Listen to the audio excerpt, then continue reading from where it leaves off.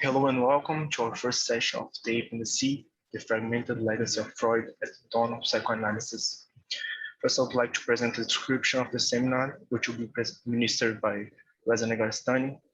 Reza is a philosopher. He has contributed extensively to journals and ontologies, and lectured at numerous international universities and institutes. His current philosophical project is focused on rationalist universalism, beginning with the evolution of modern systems of knowledge and advances toward contemporary philosophy, rationalism, the procedure and the demands for special forms of human conduct. He is the author of Psychoanalysis by Press 2008. Year 1920, Freud has published Beyond the Pleasure Principle, and in the vein of Copernicus, Newton, Darwin before him, he has disturbed the peace of this world in yet another way. But this new perturbation seems to be even more troubling in that it has agitated the alleged perpetual peace of our given world at a deeper level, thus far considered as unshakable and irreversible. The last bastion of human comfort in the face of a crumbling world, in the birth of a new one no less prone to further and strong disconcertments. It is as if once the human loses this one last wrench, the flames of the war against this world forged in the image of the human will spread and burn the city of men and God to ashes. The focus of this 8-session seminar is Freud and his legacy regarding three key topics: the unconscious, the nature of trauma in Freud's work, and his immediate legacy, and drive-like behaviors. Other than the work of Freud pertinent to the seminar, we will be reading comparable works penned by the members of the inner circle, Gianni Ferenczi and Otto Rank, among others. During the seminar, we will zoom in on such subject matters as the stats of causal role or causal relevance, the hermeneutics of psychological theology, the dynamics of memory and tongue, and theories of unconscious motivation in Freud's work and his collaborators. Covering both psychoanalytic and speculative dimensions of Freud and the Inner Circles project, the overall goal of the seminar is twofold. One, rather than questioning the status of Freud's version of psychoanalysis, rather than questioning the status of Freud's version of psychoanalysis in relation to science or identifying it as a pseudoscience, we rather assume that Freud's psychoanalytical method is compatible with the scientific method. Therefore, instead seek to find out not only whether the findings of Freudian theory of the unconscious and drive can be validated under scrutiny, but also whether such findings tell us something more than what natural and special science already tell us. 2, in tandem with 1, which parts of this project should be readopted, which should be fleshed out, and which should be discarded. Thank you all. Now I would like to pass the mic to Reza. Hello, everyone. Thank you very much for taking this seminar. And thank you very much for the introduction. So essentially, this session, we are doing kind of a light introduction, and I assume that we won't be able to complete this light introduction today. Some of it will be left for next session, so we are already behind the schedule. So I will going to go over 3 trajectories leading to Freud and Inner Circle and the vision of psychoanalysis. One would be the trajectory leading the Freud's mechanistic energetics vision of psychoanalysis, coming through physics and unification of physics and biology through thermodynamics, that gives Freud and the Inner Circle, Breuer and Freud particularly, a kind of energetics view of the psyche and psychological phenomena. The other one would be the philosophical trajectory, particularly with regard to the unconscious. And that would start with, just regular trajectory of history of philosophy: Descartes, Locke, Leibniz, Kant, Hegel, Schelling, and so on and so forth. And natural philosophy also, which was the main source of influence for early Freud. But of course, Freud sheds his inspirations from natural philosophy of Schelling at some point in his life,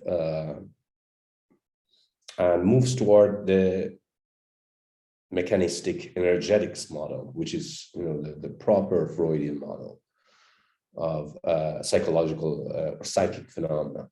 And the third one is going to be the influence of Darwin. The third trajectory would be the influence of Darwin. And as the abstract, the introduction and the seminar had it, essentially Freud needs to be thought in a way within the lineage of Darwinian new sciences, right? So these three ones, I try to cover the first one, the energetic models, then going to the philosophical one. Probably we can't finish the philosophical one, and then a little bit of the philosophical trajectory and the Darwinian trajectory probably will be left for next session, and then after that we will continue with our syllabus. What was I going to say? So as always, we introduce ourselves. Say a few words about, introduce yourself, and say a few words about what your background is, what you are currently working on, and why you have taken this seminar, and how it might actually, enrich what you are trying to do right now, or you are going to do in future. And I think best we start with our generous moderator. And of course, before that, dear moderator, would you please let those poor attendees into the class? Of course. Promoting them. Bystanders. There's a lot of them. Yes, there's a lot of them. Well, they're not supposed to talk unless everyone who is truly part of the class has talked, and then they can talk and intervene, ask questions, so on and so forth. But nevertheless.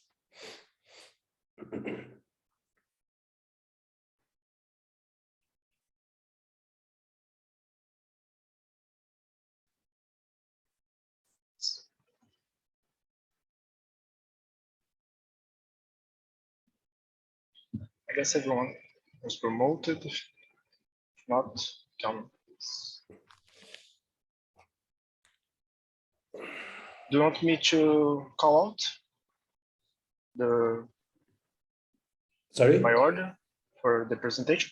No, for introduction, I think that we go through the gallery view, starting with you, and then is it Benito? Yes, and then we go from left to right and top to bottom. So my name is Lika Gabriel. I'm a master's student at Federal University of Rio de Janeiro. I'm actually a JP Caron. I forgot the word for. He's my supervisor. I really forgot. Yes. Yes. I'm sorry. Currently, I'm working on compatibilism between free will and determinism in Spinoza, as well in the cold rationalist phase of Mark Fisher. So it's very early stages of the research, but I guess that. I see. I mean, if you are interested in cold rationalism, phase of Fisher, that would be early Ray as well. Okay. So, yeah. In fact, before writing Neo Unbound. Okay. Thank you so much. So, Benito. Yeah, can you hear me? Yes. Okay. Hi, everyone. I'm Benito. I have a bachelor in philosophy in La Sapienza University of Rome. My interests were very in, I think, in the spot in which aesthetics, ethics, and political philosophy meet. Political conquest of various social groups.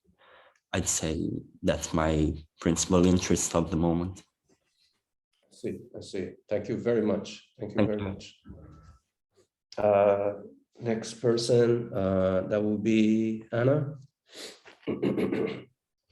Hi, do you hear me? Yes. Great. My name is Anna. I'm an artist from Moscow. I have a background studying journalism, media, cultural analysis, and arts. Well, I was, for a while, I was conducting media research in academia, and I was interested in media effects and their political power.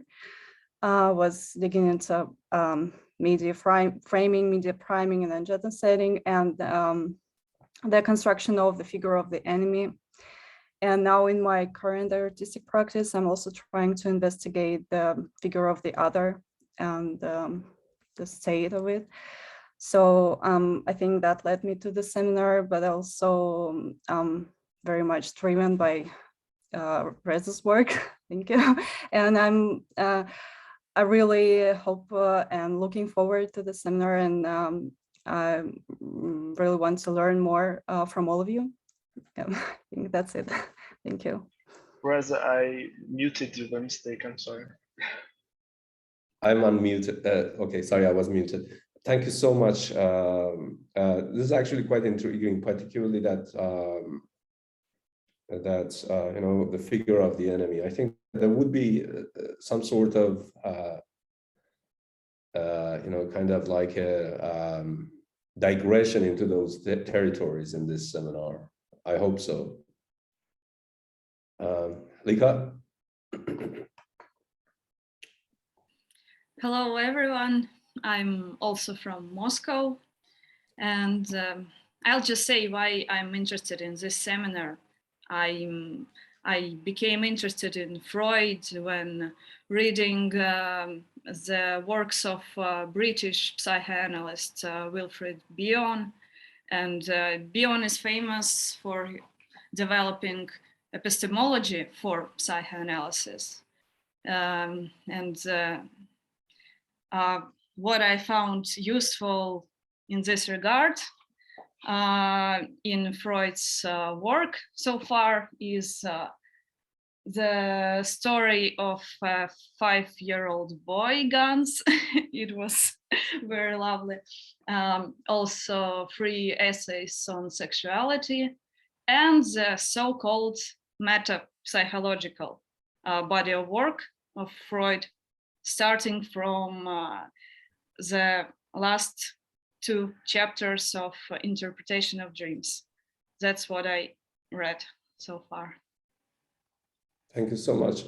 You are going to fill us in with regard to Bion. I have just literally downloaded some of the stuff to read. Well, you know, of course, precisely because we are trying to get the background, I didn't actually include, and I don't have any sort of knowledge. I have just, from what you suggested in past seminar, I started to read some of the stuff. They are quite actually impressive. So yeah, this is something that we are going to, and you are going to be responsible for this indoctrination into the work of Wilfred Bion. Joana? Yes, hello. Hi, everybody. I'm Joana. I'm a media artist based in the Netherlands. So I work mostly with digital media. I come from Romania and I have a background in design mostly, but I've made a move towards visual art and perhaps more conceptual art. Recently, I've been trying to develop kind of editorial practice where I've been trying to conduct interviews and also trying to develop a new method for myself where through interviews I end up constructing conversations that never took place. So I mash up speakers or interviews that were conducted separately and bring them together into a kind of linear narrative where they respond to each other. I joined this seminar, I think, to kind of progress my knowledge of Freud in general, also in a potentially playful way. Because my angle, at least, I've been reading about psychoanalysis from Deleuze and Guattarian kind of perspective. Sure, okay, I see. It's nice to go back to the source and actually, like, yeah, kind of fill in the gaps and lay a foundation. Sure, sure. That's magnificent. Thank you very much. John?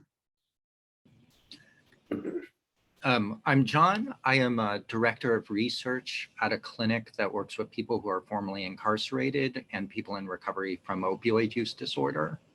My training is as an intellectual historian and philosopher of science, but most of my work right now is around addiction. Some of it's very empirical social science, but I'm also working on implications for addiction for our understanding of consciousness, rationality, and especially political philosophy.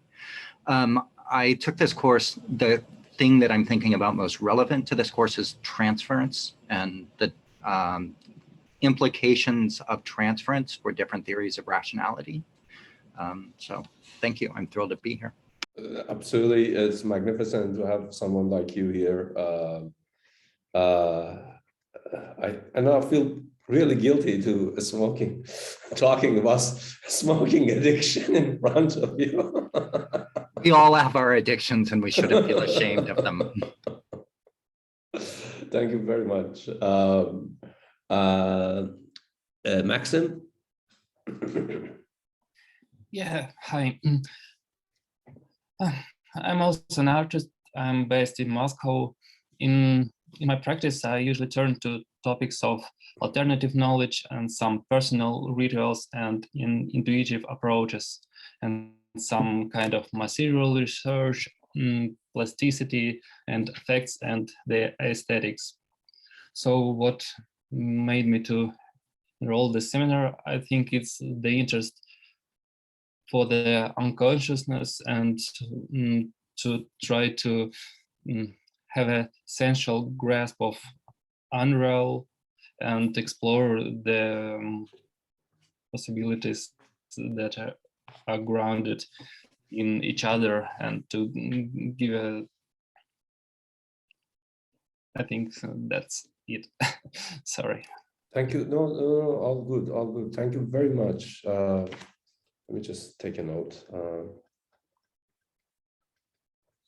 And our next friend, familiar face. Aaron, we're talking about you. I'll try to be quick. Yeah, my background is also in sort of intellectual history and German literature. So I love modernist Vienna. So this will be fun. And I guess just by chance, and because it's happened to sort of overlap with my work, the sort of person supervising me has had me read a lot of Janet Malcolm lately in very kind and direct words to teach you how to shut up and listen. And this one is sort of directly about the sort of petty interpersonal conflicts of the translator of the Freud Fleece letters and his lawsuit with the Freud archive and Anna Freud. So it's quite fun, and I'll recommend that. What is it? What is Through it? Would you be able to type the title? Is it in German? No, these are all in English. They were done by a New Yorker journalist in the 80s, and she wrote a couple of books about psychoanalysis. Would you be able to type the title? This one is just in the Freud archive, and it's very fun. And the other one I'll share is called The Impossible Profession, and also goes into like the sort of and there are so many damning stuff have been written on Freud. Yeah. But I mean, they're all fun. There is another one this Canadian guy wrote. It has some really good stuff. Actually, makes you interested in Freud. You know, someone badmouths Freud or badmouths someone, and they're feeble, and then you actually get more interested in what is going on with this guy. There is this book called Freud in the Crypt, or Psychoanalysis in the Crypt, something like that. No, I don't know that one, but yeah, we should. Yeah, you'll hear from me plenty. Yes, is it Anatol, right? Or my apologies for mispronouncing. That's all right. It's Ansha. You're almost there. Hi, I'm Ansha. I'm from Mumbai. I studied architecture, and I've been practicing as an exhibition designer for the last 3 to 4 years, exhibition designer and art production person. So yeah, I'm not really coming from a background of research, but I've always maintained a certain curiosity about Freud and psychoanalysis and questions relating to consciousness and the unconscious. And I think that's what drew me to this seminar. I see. Yes, I'm a little bit nervous because a lot of the readings that you suggested were just like flew right over my head. No, yes, the readings are a little bit. This is not your first. This is not the first complaint that I'm getting about the reading materials. I'm not complaining, but I'm just like. No, it's all good. It's all good. But I mean, those of you who are getting my class, I mean, people who have been studying with me know that the vibe of the class is quite light. We are casual, and we do conversations a lot. Sometimes things get a little bit intense, but that's all about it. And we do a lot of gossiping and these sordid jokes. I look forward to it. Thank you. Absolutely. Nima. Hi, Reza. Hi, everyone. My name is Nima, and I have background in studio art. Right now doing my PhD in emergent technology and media art practices. And in my research, I'm interested in desert as the place for the repressed. And also I'm interested in this platform, desert, as a place for the future creative practice. And the reason that I take this class is that first, because of you, because your works were always source of inspiration for me. And we had a lot of conversation about that. And also working on my dissertation and working on one chapter specifically with you. And I forgot to send you an email. I'm so sorry about that. I'm so sorry. Yeah, it was a busy time. Yeah, no, yeah. And the second reason is that I constantly using unconscious in my discussion and in my writing. And we had a brief conversation about unconscious in previous seminar with you. And with this seminar, I really want to know that how I can use unconscious and what is unconscious. Yes. That's essentially what we are. And probably at the end of the seminar, you wouldn't be in a better situation than the last seminar in terms of understanding what unconscious is. That's great. All right, yeah. Is it Luya or Luja? Luya? Hi, it's Luya. Hi, I'm from Zagreb, Croatia. I have an MA in art history and comparative literature from the Faculty of Humanities and Social Sciences in Zagreb. I'm also working there as a teaching assistant, but in the past years, I've been working mostly as an independent curator.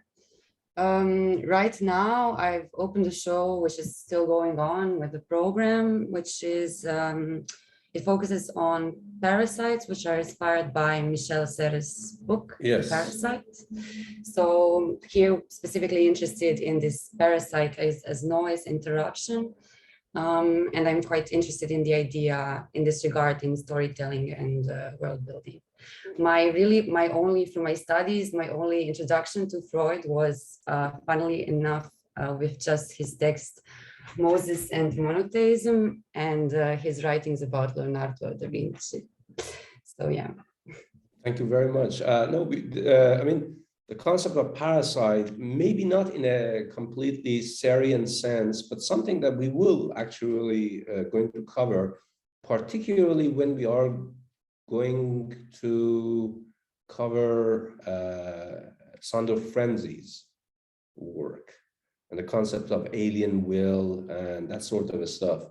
Sandor Frenzy is essentially like what you might call to be the covering the parasite, the noise side of psychoanalysis in the inner circle. And I highly recommend him I mean, we are going to cover like one of his works, but there is actually a whole 3-volume of conversations between him and Freud that you can actually find it on LibGen. That's a really good one.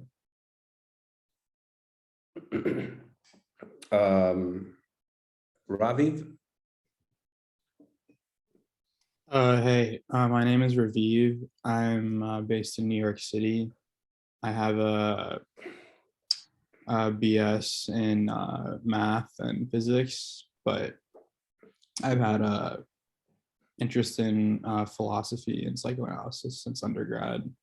I took some courses and like some light undergrad stuff in Freud, and I did an independent study on Deleuze as well.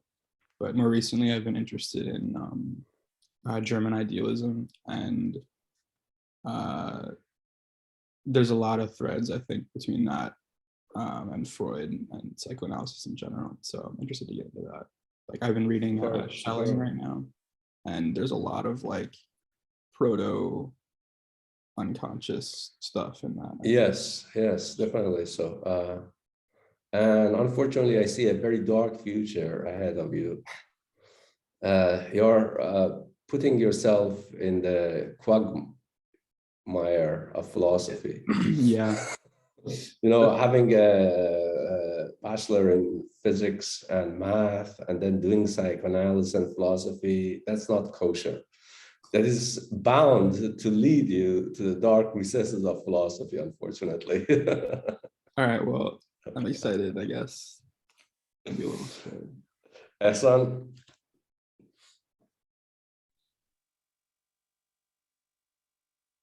You have to unmute yourself. You said me, right? Sorry. Yeah, me, Alexandre, I'm from Aracaju, Brazil.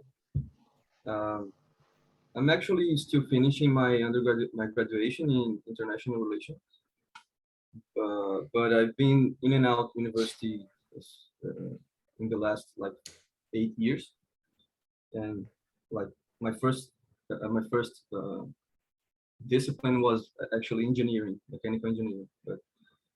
But yeah, since then I already had this interest in philosophy and mainly psychology, actually. So yeah. Psychology or psychoanalysis? I mean, kind of similar, but I mean, are you more interested in kind of like the psychoanalytic interaction?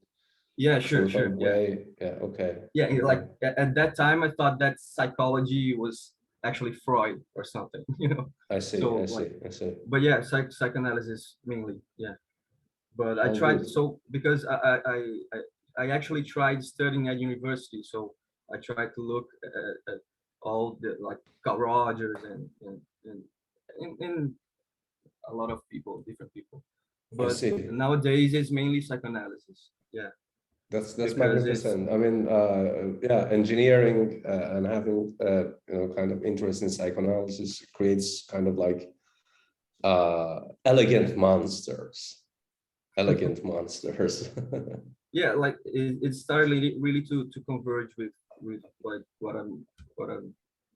I've been thinking about these last 2 years, I think, with this, like I'm finishing the international relations thing, so I'm actually really trying to engage deep with political economy and start studying Marx and stuff, and then like through Caron, like the like this math Wittgenstein thing. I don't know. It's starting really to the Hegel thing. Yeah. It's Oh, starting so really you to are taking converge. JP's I guess so. classes, Like bro. it's in October, right? I guess so. Yeah. Yes, I no, actually JP Jean-Pierre is a magnificent sort of philosopher, highly technical.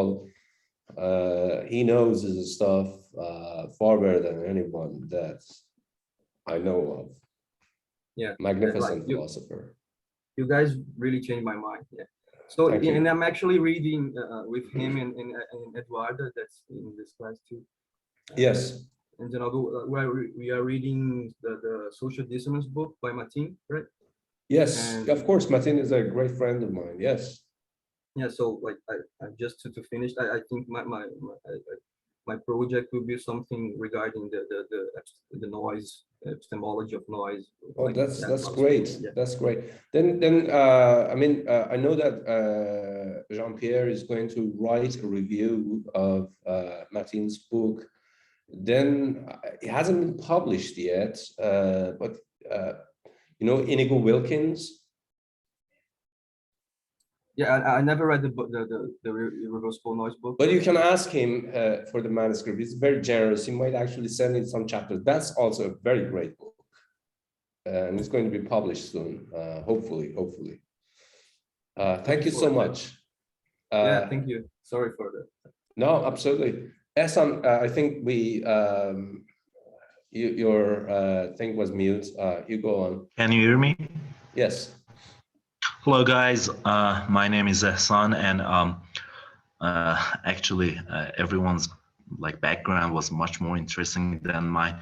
I'm a dentist, but I started from doing researches in neuroscience. It led me to like the talks about cognitive, conscious, and other stuff. Then led to psychology, then other parts, and after that, I really got interested in like philosophy of science, more rationalism, skepticism. Sorry for my accent. Now I'm here to like approach the more Western side of like looking into Freud and the things like conscious, cognitive things.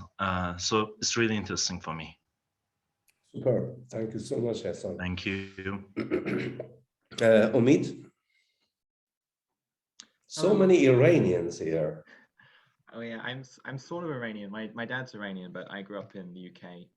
Yeah, you actually don't look Iranian, to be honest with you. Yeah, that's fair. Except for the mustache. Yeah, well, that's a recent addition. So yeah. So my name is Ahmed. I'm a PhD student at Tufts University in Boston.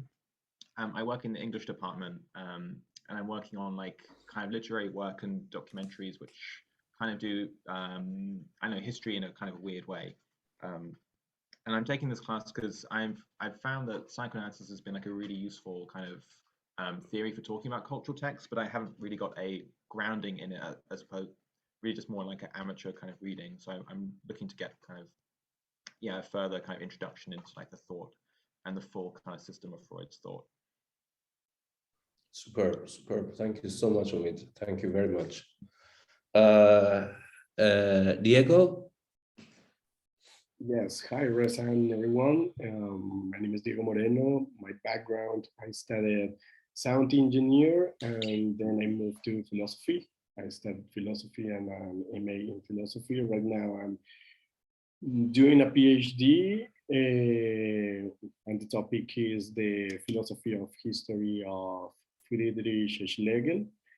And I'm here basically because I've never read Freud properly. So yes, I'm kind of curious, and I would like to see how Reza's approach to the topic and to learn as much as I can. And try, basically what I'm trying to say is that I'm here because I would love to fill that gap.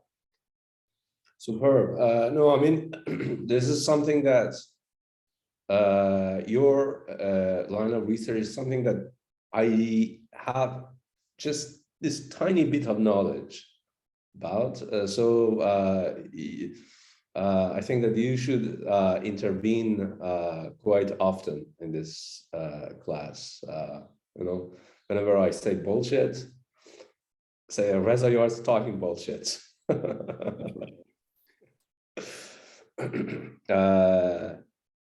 Alberto. Hi everyone. Hi Reza, nice to meet you. Absolutely. My name is Alberto Ponce. I'm a Chilean writer and design critic, and my background is in eco-criticism. And now I come in an independent study of the process between care, design, and animism. So, and it's the first time I read something like Freud and Psychoanalysis. I never wrote in my life. So thank you very much.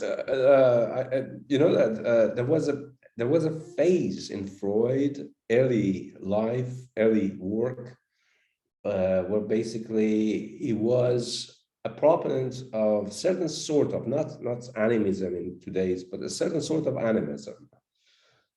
We are going to cover that up, you know, at some point. But yeah, thank you so much. Cool. Sounds really nice. Thank you. Absolutely. Georgina. Hello, my name is Georgiana. I am from Romania. My background is in literature, aesthetics, and cultural analysis. And I'm doing the transdisciplinary path here at the New Center with Jason Mohagesh. And beside that, I'm a poet and I work for an applied science university here in Amsterdam. And I'm doing research on models and metaphors of the mind, by extension of AI. And I basically trade myself as the person who's going to try to use poetic devices or like poetic theory to bridges between the way we envision technology and yeah. And like my seminar participation was kind of encouraged by the fact that I look in my poetic work, I look at let's say those the poetry of those poets that think consciousness as when it's stormed by trauma, be it geopolitical or personal, to like spiraling minds, consciousness that are kind of thrown off orbit by some sorts. And I come from a place of mild animosity and skepticism towards Freud and Western traumatology. And at the moment is very, and it's very intuitive. And I want to have more solid reasons to keep having that animosity, but maybe, I don't know, maybe I'll change. No, I mean, yeah, I mean, I hope that it hones out your animosity this seminar. Yeah, because I really want to, let's say, think through like wider circles, like what role geopolitical trauma or even cosmic trauma, if we can think about it in that way, plays in these like states of consciousness, although if we accept this term more or less. Yeah. I see.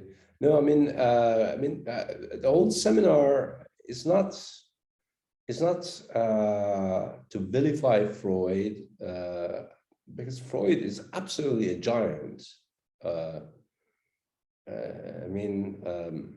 the more I have thought about this, is that Freud is obviously a reductionist of a sort, right? But it's not your run-of-the-mill Dan Dennett reductionist.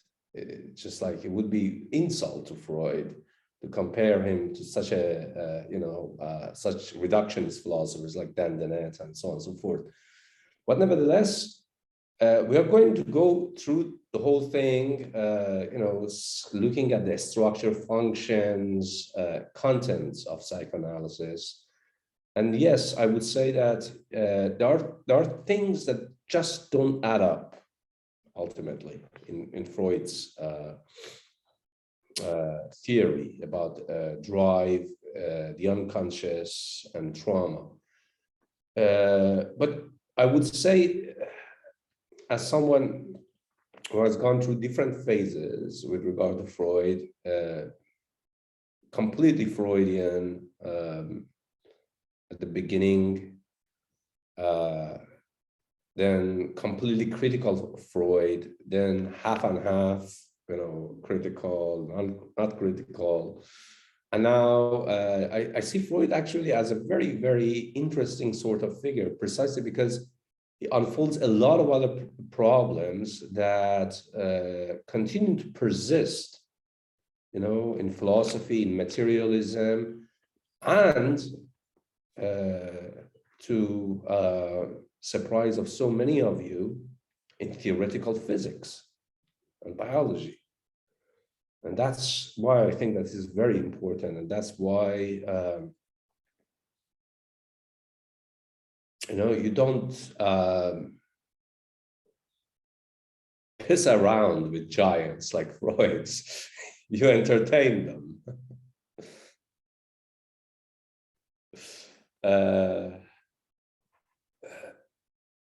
Akshat, you want to? Yep, it's your turn. I think I heard my name, so I'll just go ahead. Okay, so I'm a novelist, I'm a poet. I write experimental fiction. I'm trying to push the boundaries and trying to do that from like a third world perspective. With respect to psychology and psychoanalysis, both fields have been in my life for almost a decade now. And I'm one of the monsters that Ray was talking about. I have an undergrad in mechanical engineering. And right now I'm studying machine learning and natural language processing, because I plan on shifting careers pretty soon into artificial intelligence. My interest in this seminar is like manifold. So one of the interesting things that happened when I joined the new center was that a lot of my philosophy projects which were gathering the dust, I decided to pick them up again. And one of them is studying artificial intelligence from both the perspective of science and philosophy. And Ray has done a lot of work in that, obviously, in Intelligence and Spirit. But Reza has done a lot of work in that in Intelligence and Spirit. And what I'm hoping for from this seminar is, I think, just like hoping to see Deleuze and Guattari get taken down, and maybe a return to Freud, because funnily enough, in like Ray Brazier's last seminar, one of the things that he did was a return to Marx. So I just want to see if Deleuze and Guattari can get completely taken down here, and that is one of my hopes. Don't believe in. I'm not going to do that, but I have actually good news for you, that there is actually the fundamental thesis of Freud is essentially can be translated into artificial intelligence. Mm-hmm. And what is that exactly? We're going to talk about it ultimately in next few sessions.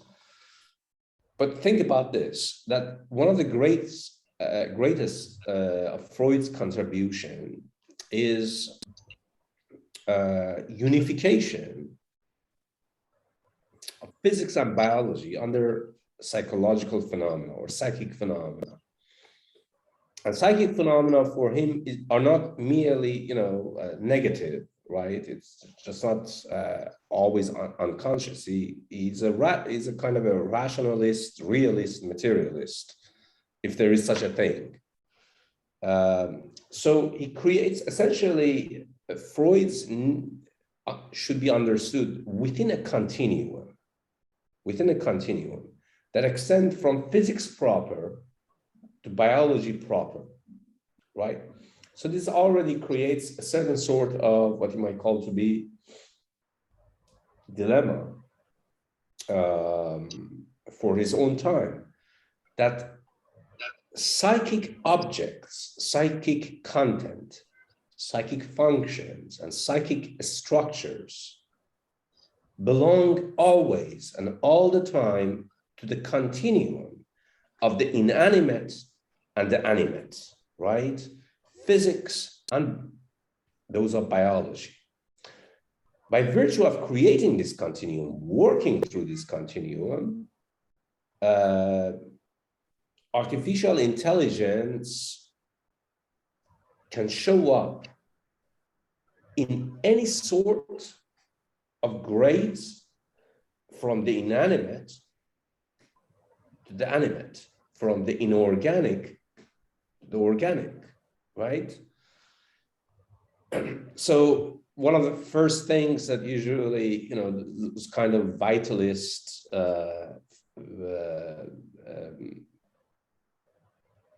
AI, artificial intelligence denialists say that, well, intelligence cannot find a home other than organic life.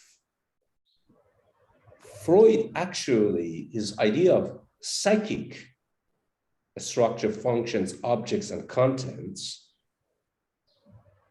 being always in this continuum between the inorganic and the organic, completely goes over that sort of denialism and shows that why it is wrong.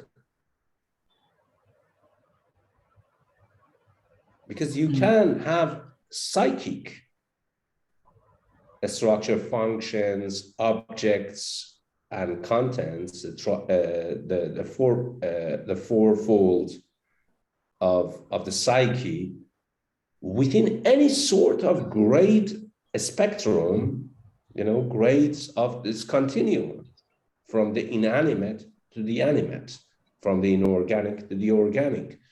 And so long as they have the conditions of possibility of psychological generation.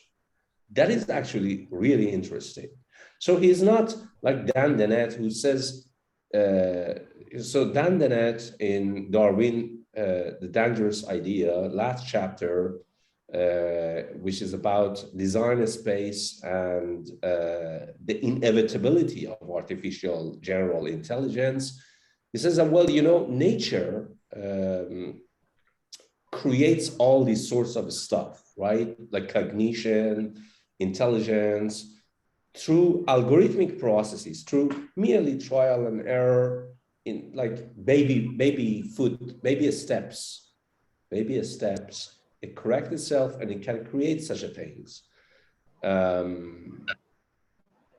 Freud actually has a far better idea that, yes, of course, because they are both working within the framework that has been given to them by Darwin himself. And within the Darwinian panorama, the idea of intelligence between the inanimate and the animate, inorganic and organic, just doesn't make sense that much, right? However, Freud puts a restriction on this. He says that so long as there are conditions of possibilities, like Kant, so long as there are conditions of possibilities for generation of psychic phenomena at a specific grade of this spectrum, this continuum, extending from the inorganic to organic, that are sufficient and being fulfilled, we can have intelligence, and there is nothing more to intelligence, really. And that we get to this. I think one of the things that I'd be more interested in, because I completely accept your argument with respect to intelligence, but one of the things that I'd be interested in is the palliative value of these systems, because as of now, I think I won't say I've pushed myself into this position, but I'm in an anti-psychoanalytical and anti-psychological position. So I've stopped. We have so many enemies of psychoanalysis in this seminar. Unbelievable. No, so I'm not an enemy. I recommend everyone to get a psychologist. It's just advice that I don't take for myself. So I'd be very interested in seeing where you see, one of the greatest things about philosophers is that they usually don't actually talk to psychoanalysts or psychologists, right? They read psychologists or psychoanalytical works as if they were works of philosophy. And that's the greatest thing.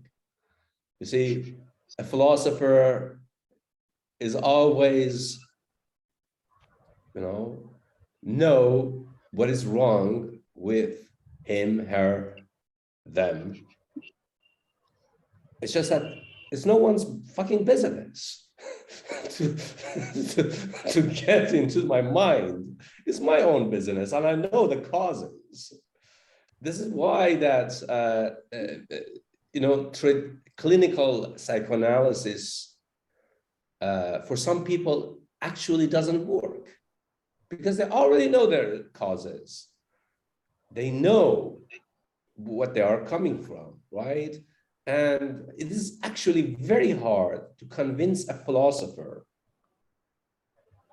that, your daddy had this sort of thing, and you are still thinking about your mommy and daddy at this point. Well, I'm just reducing this sort of stuff to a very caricaturized scenario.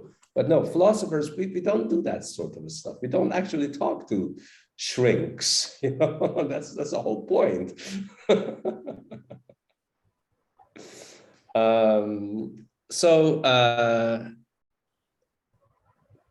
My apologies. I cannot, is it Mstislav? Mstislav. Mstislav. Yes, Mstislav. Hello, my name is Mstislav. I am from Kyiv, Ukraine, and currently I am residing at Madeira due to the circumstances. But I'm working as a lecturer in Kyiv Polytechnic University. I'm the certificate student of Transdisciplinary Studies. I have PhD in philosophy, and I have defended thesis on pseudoscience. So my attitudes towards Freud was first hostile attitudes. Then I have read Brassier's Nihil Unbound, and it has launched a sort of revision process. My revision of Freud's works, I have read Beyond Pleasure Principle. Then I have met the work of Adrian Johnston, Time Driven, on the nature of drive. So I want to revise the Freudian legacy, especially after engaging myself into the problem of metaphysics of temporality, and my current project is I call it by two working titles. The first one is a critique of diachronic reason, and the second is the geology of night, based on theory fiction writing using William Hope Hodgson's Nightland, and and some of my philosophical investigations or something like that, including your chapter Intelligence and Time from Intelligence and Spirit. So I'm rather intimidated now by your background.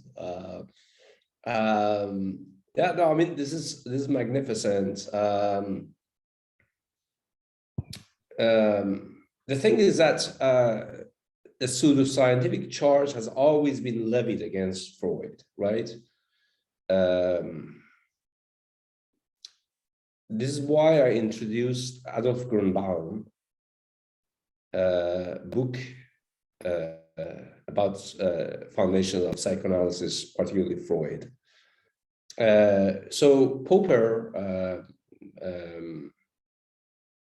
was adamant about the pseudoscientific nature of psychoanalysis, right? Adolf Grunbaum, however, thinks that Popper is completely wrong. There is no pseudoscientific element in general in Freudian psychoanalysis or Freudian psychology. And he tries to show why that is the case, but then he tries to show that, look, okay, if Freudian psychoanalysis is not a piece of pseudoscience, then to what extent can it actually survive the test of sciences, right? That's actually a far more interesting idea, right?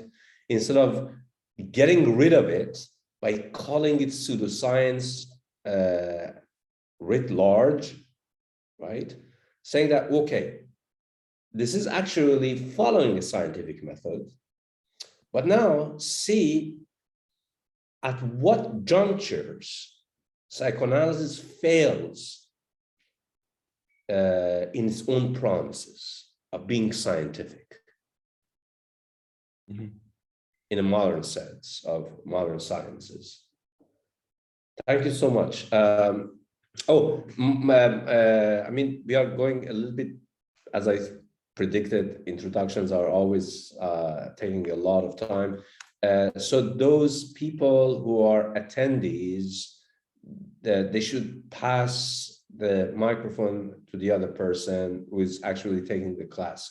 And Ikara, would you be able to let the 5 other poor attendees in?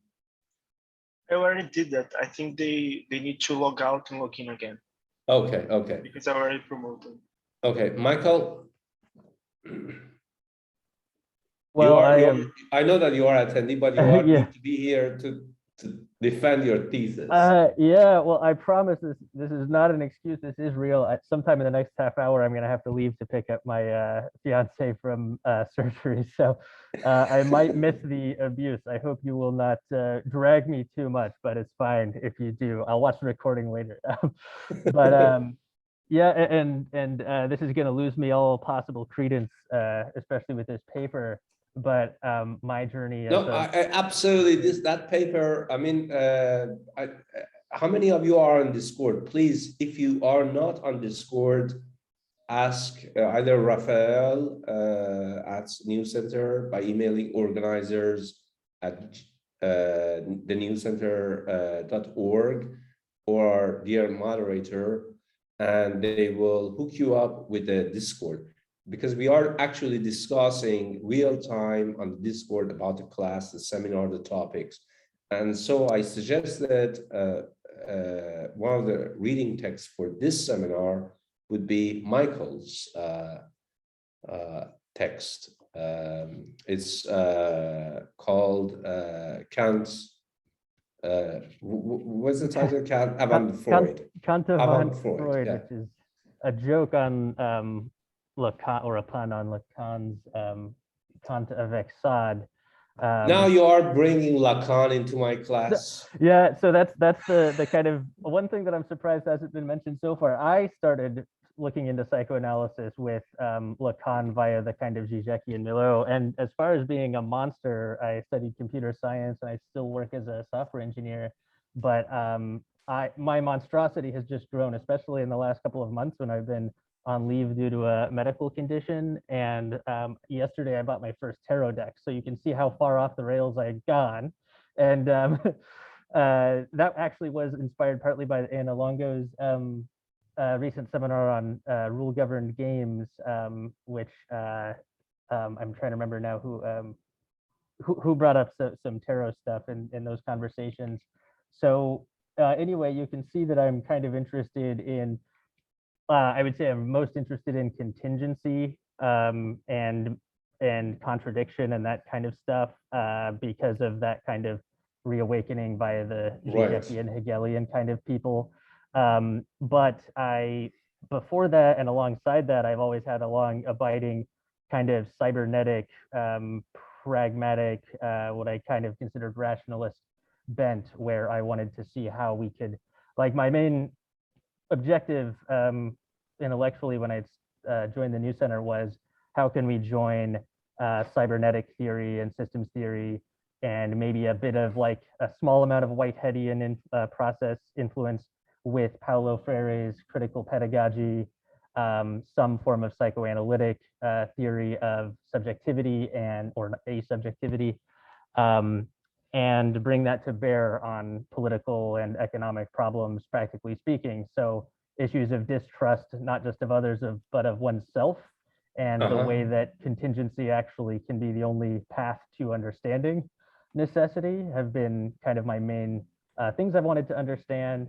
So with this paper, I was kind of shocked to find what I perceived as a reluctant draw towards the unconscious visible in Kant as he tries to develop his later thought in the Opus Posthumus. And he goes through all these different drafts and just seems to be confronted over and over again with the problem of, okay, but how do I think about what I'm thinking really, which you would think is kind of has been his whole thing all along. But to me, it just seemed like even as he tried to start the Opus Posthumus with this project of how do we go from metaphysics to physics, he just kept coming back to, in my interpretation, what is the unconscious? Yes. Well, I mean, this is the thing that, you know, as you know, me, I am an idealist, right? I absolutely cherish the thesis of idealism, but I think that this is idealism is actually not that far removed from what you might call to be a kind of transcendental realist, like in the vein of Kant and other people. But the thing is that you should always think about this, that for a canonical rationalist or an idealist, you have to squeeze a lot of stuff in order to entertain the idea of the unconscious in its purity, right? And unfortunately, that comes with a certain sort of bent on materialism, which I wouldn't say can't totally agree with that, right? So you should always understand the idea of the unconscious in Kant remains like you have the hound of the Baskerville on a short leash, right? It looks like a puppy on the paper, right? A hound of Baskerville on a short leash, which is the idea of the unconscious, looks like a puppy. And I think that you need to extend a little bit that leash in philosophy. Control, you know, you always have to have a leash on the unconscious, but you can't have such a short leash, such as Kant, on the idea of the unconscious. Great way to put it. And maybe a tarot deck is to make life decisions is not enough of a leash, but I do think that there's something to the and I think for me, it's all about finding different perspectives. And that's why the kind of materialist side, I think, is really important, but I haven't figured out the best way to reconcile it. So if you look at something like Paulo Freire's critical pedagogy, the whole point is the only genuine perception is that which comes about from an encounter, which he calls dialogue, between co-equal active agents in the world that are acting upon the world and mediated by the world. And so without that active engagement in the world, then you can't trust. But even then, at that point, I mean, when we are going to talk about this, and I mean, I have already said it. I mean, all the attendees can come to the class and talk. We are going to talk about this. It's actually the idea of co-consciousness. And Janet talked about this for the first time, and von Hartmann also talked about this. So it is not really clear that the idea of dialogue, once you entertain the idea of the unconscious, how it can be mitigated through the dialogue, through interaction. Because it seems to me that when we are saying that, well, you know, so in the canonical sense of early philosophy, so individual subjects have their own unconscious, right? Unconscious ideations and unconscious and the psychic percepts and so on and so forth. It just doesn't very clear to me that how, if you extend it to your neighbor and a dialogue with your neighbor can actually mitigate that idea. It actually extends it.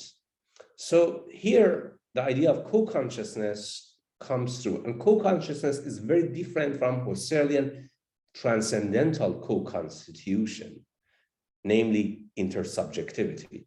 Intersubjectivity does not actually mitigate the problem of co-consciousness, namely extension of unconscious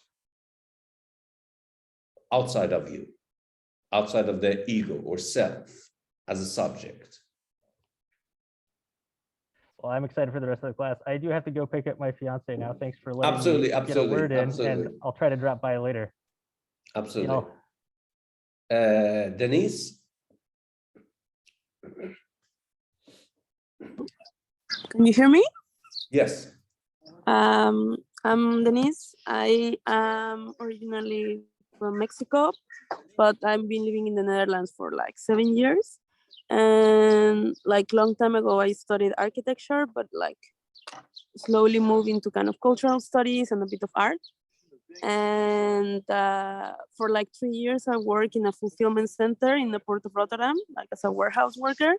And I think that experience really kind of affected my research. So for the past couple of years, I've been doing research specifically on like labor and the condition of like brown workers, like specifically in the context of the Netherlands. And so with that, like linked to kind of colonialism or like a critical race theory. And I guess I'm interested in this intersection between like critical race theory and sexuality, but linked to notions of like class and labor. And this fulfillment center was of like an online supermarket. So I think I'm also interested in that specific kind of more contemporary post-Fordist labor. And at the moment I have like a scholarship here. I'm actually, I'm in a hostel in Sweden because I am preparing like you can see a boat there. Yes. Yeah, I'm outside my hostel because I'm doing this like art project and I'm trying to build something. Maybe later I can show pictures. And it's about the same, like about labor. And I think my medium to kind of convey this research on labor and sexuality, it's been through like videos and performances and specifically like science fiction or theory fiction. So I'm trying to do this weekend and I hope I succeed. And I guess my interest in psychoanalysis and Freud is in this line of like deepening further like theory fiction or to perhaps, I don't know, for the characters or the stuff, the way. We will get into some very speculative scenarios at the end of this seminar where you can actually use some of that, steal them, by all means possible. Yeah, for your theory fiction, yes. Yeah, I'm excited. I have no idea what to expect about like, what could be the input of Freud and psychoanalysis, but I think it's can be fun. And thank you. Dear Gregory. Can you hear me? Mm-hmm. My name's Gregory Van Wagenen. I also have a math degree. I don't know what that says about me. I did a master's in philosophy. That says a lot already. Okay.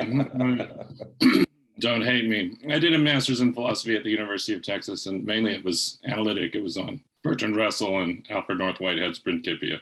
So I'm excited to be here to learn Freud. I don't know as much as many of you, but I will be your student. No, absolutely. No, I mean, that wasn't actually a sarcastic comment. If you don't math, probably you can actually don't ever understand what Freud was trying to do, right? Math and physics literally are, you know, the centerpieces of Freud's project for some reason. Okay. I see that you have grown your hair. We are going to get rid of you because you have been bystander, Nima and Rachel. Hi, hello, I'm Rachel. I'm coming from the postplanetary program. I'm currently studying architecture.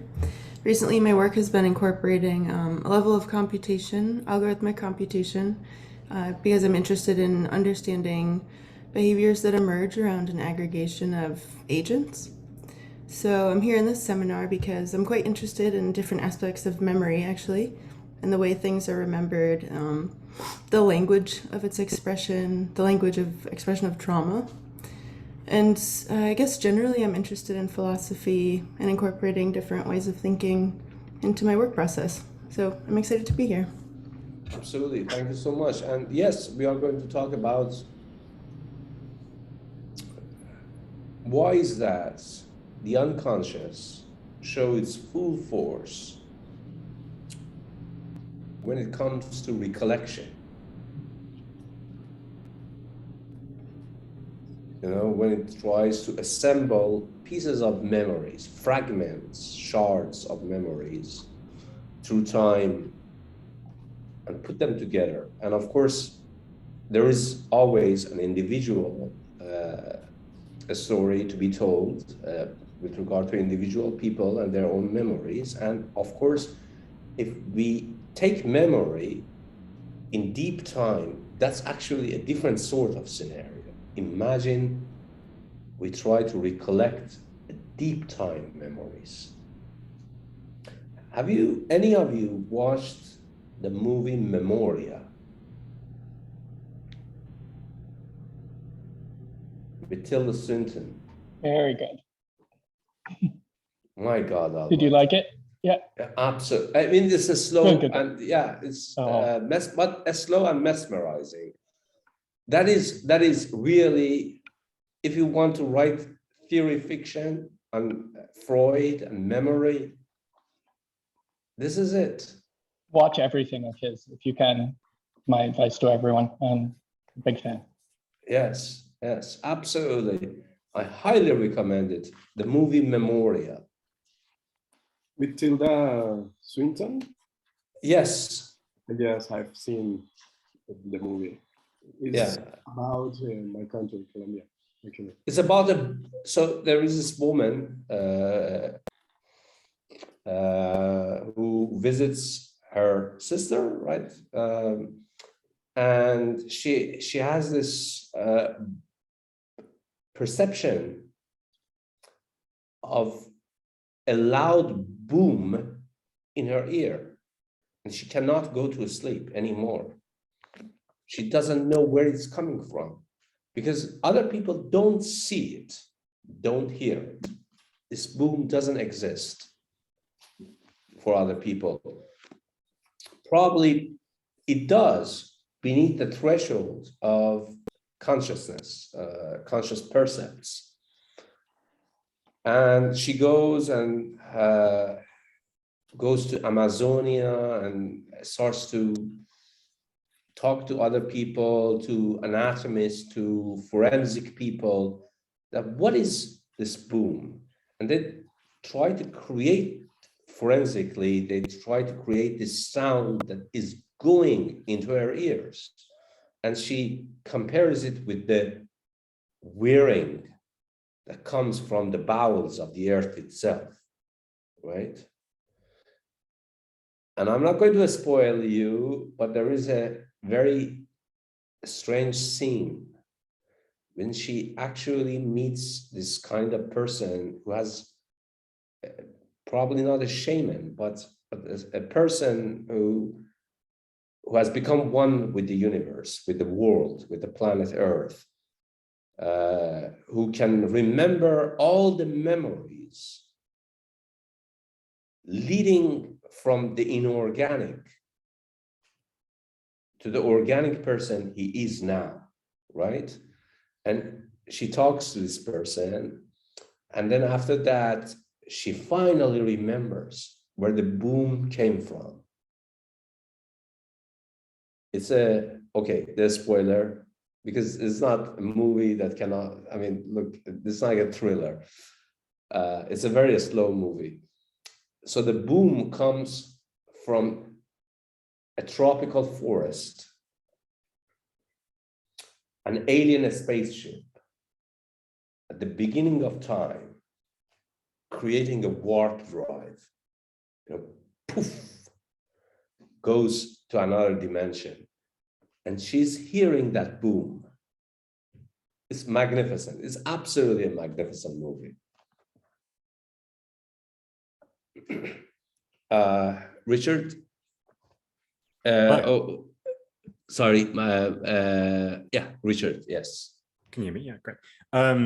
Hi, sorry I'm late. I guess I used to work on fascism as a political theorist and write about that. Of course, Freud is very relevant to lots of kind of theories of the experience of fascism, but I didn't really attend to them when I was writing that stuff. I tried to develop a kind of psychoanalytic vocabulary that was like different from that. And I guess now I'm interested in going back to Freud and seeing what I got wrong, and seeing if I can kind of repair some of my bad ideas by reading someone who's smarter than I am. That's my interest in. Superb. Thank you so much.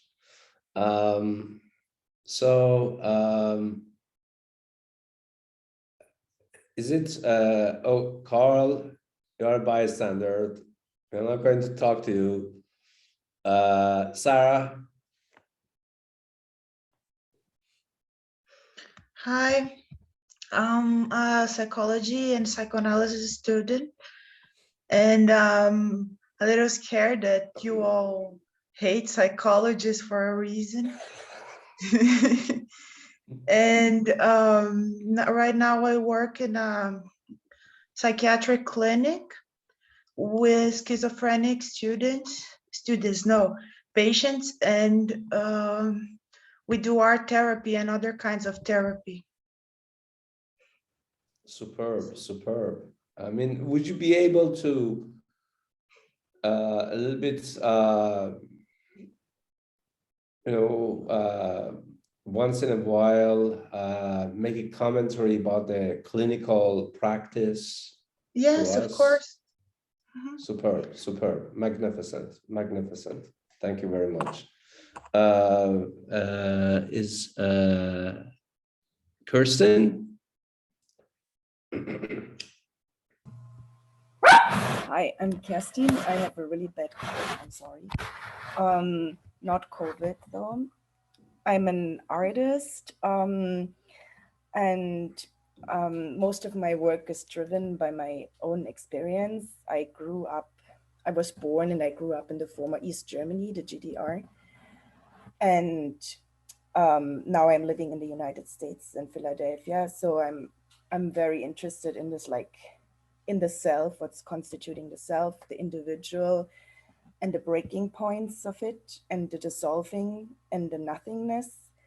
And all I heard was already tapping into these points. So I'm very curious to hear from other people, their standpoints. And may I ask you, and please, you do not need to answer this question if you feel uncomfortable.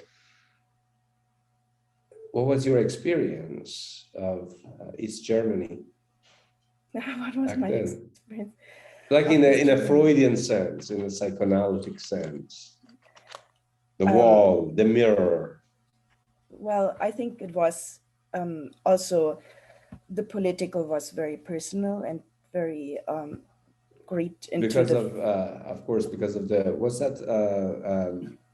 what was the intelligence services of East Germany? Stasi, yes.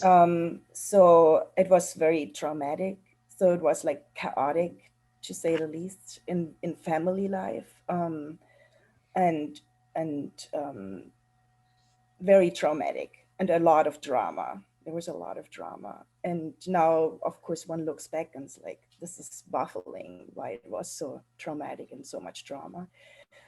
But it's only when you actually come to the United States of America that you see the dramas of the world. Yes, exactly. And I mean, Americans have their own drama. Yes, very much. Yeah. Yes, but our dramas are very different, unfortunately. Yes. So, and yeah, I'm very interested also in this form of like migration and losing the self, what one identifies with, or what one thought to be, and when that breaks away, what happens then to the self, and how out of these fragments, how to rebuild or come out of it. Superb, superb. Okay, I'm really glad to have someone like you in the class. And please do contribute as much as you can. You know, we can learn much about your experiences. So, my dear friend, let's have 5 minutes of refreshments, go to bathroom, eat water, and then we are going to talk about some heavyweight matter in physics and biology.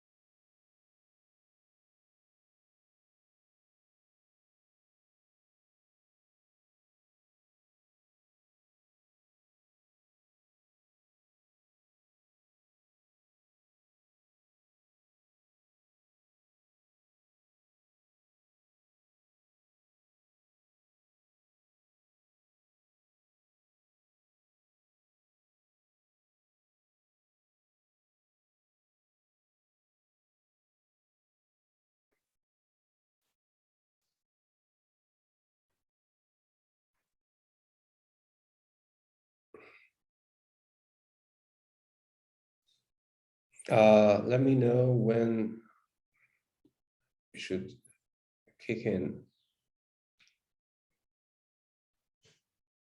Recording. Yes, for the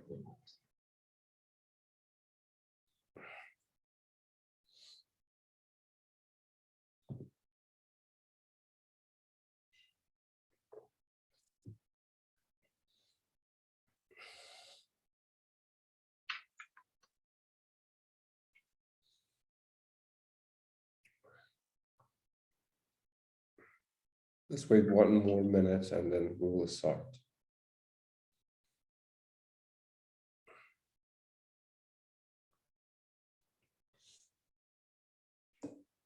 And thank you so much, everyone, for introducing. And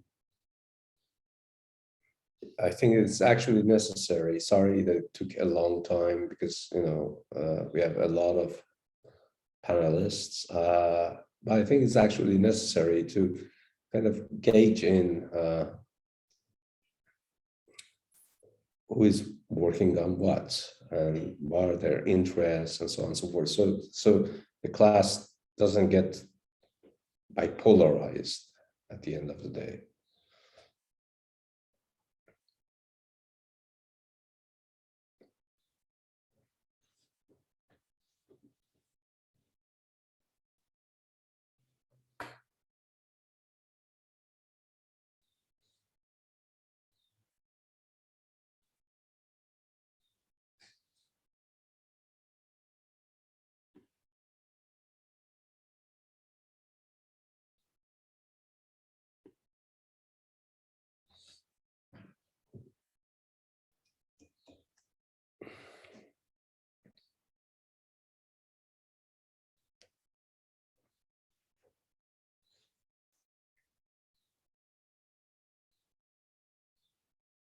Caro, I'm waiting.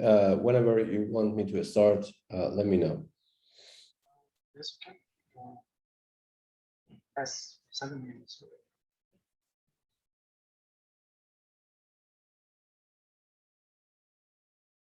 Should I start? Yes, yes. Okay. So, dear friends, as I mentioned,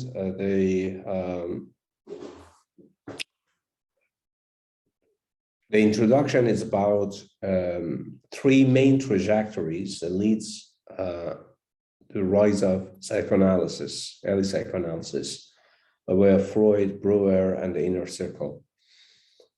The first trajectory we want to cover today is the influence, or rather the epistemological foundations of energetics.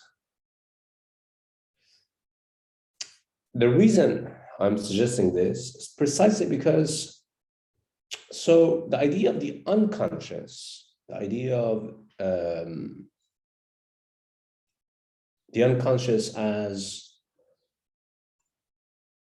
something that works against the conscious, both in a healthy manner and through hysteria in an unhealthy manner against the conscious, is something that could not be done in Freud's work if Freud wouldn't have a certain sort of scientific unification between physics, neurology, and biology, right? Because ultimately, you should think about Freud as a person just like Kant, who works under great principles or laws, right? Insofar as Kant's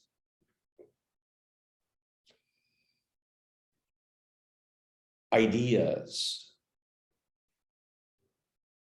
and ratiocination, reasoning about things in the world and ourselves and our place in the world, are beholden to principles of cognition, cogitation, cogitatum.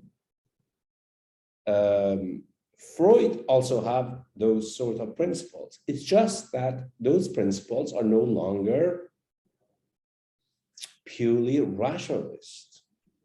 They are rationalist, but they are tinged with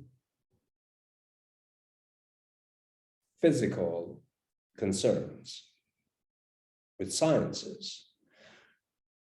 And this is, you see, the problem with Freud, he wants to create a science in a modern sense, not in a kind of 20th century French idea of science, namely systematicity between axioms of a particular system, like, because that would be also a science. But Freud strives to elevate the position of psychoanalysis from the very beginning to the position of respectable sciences. And what is respectable sciences back then? Well, it is physics. You know, there are whole lots of progress, advances are being made in physics in the later half of the 19th century. And Freud has no option to call this new sort of development of his, which is psychoanalysis, to call it a science without synchronizing it with the physics of his own time. But the physics of his own time is not really homogeneous. I mean, physics in the late half of the 19th century is actually not homogeneous. It becomes homogeneous by way of certain sort of principles, certain sort of discoveries that put physics behind the back of every other sort of exact sciences, such as biology, neurology, so on and so forth. So what is the name of this science that Freud wants to emulate in order to call psychoanalysis a science and not anything otherwise? Well, it's physics. But how can you actually do that? Because physics in the first half of 19th century is in shambles. Physics have certain sort of ideas of laws of nature by way of Newton, ideas of causality, but they are quite vague. You see, physics in the first half of the 19th century is more like a recipe for heterogeneity rather than homogenization. It's a recipe for diversification, diverging rather than unification. So what actually happens in 19th century, second half of the 19th century, that allows for unification of physics with biology, neurology, psychology, and so on and so forth. the trigger is very simple. And we are going to cover this as we move forward in next few sessions. It is the discovery of the first law of thermodynamics. So, someone tell me what the first law of thermodynamics is. And by that moment, when Julius Meyer discovers the first law, it is actually not really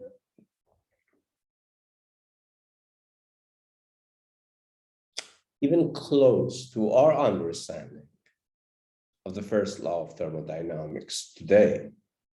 It's a very different sort of beast.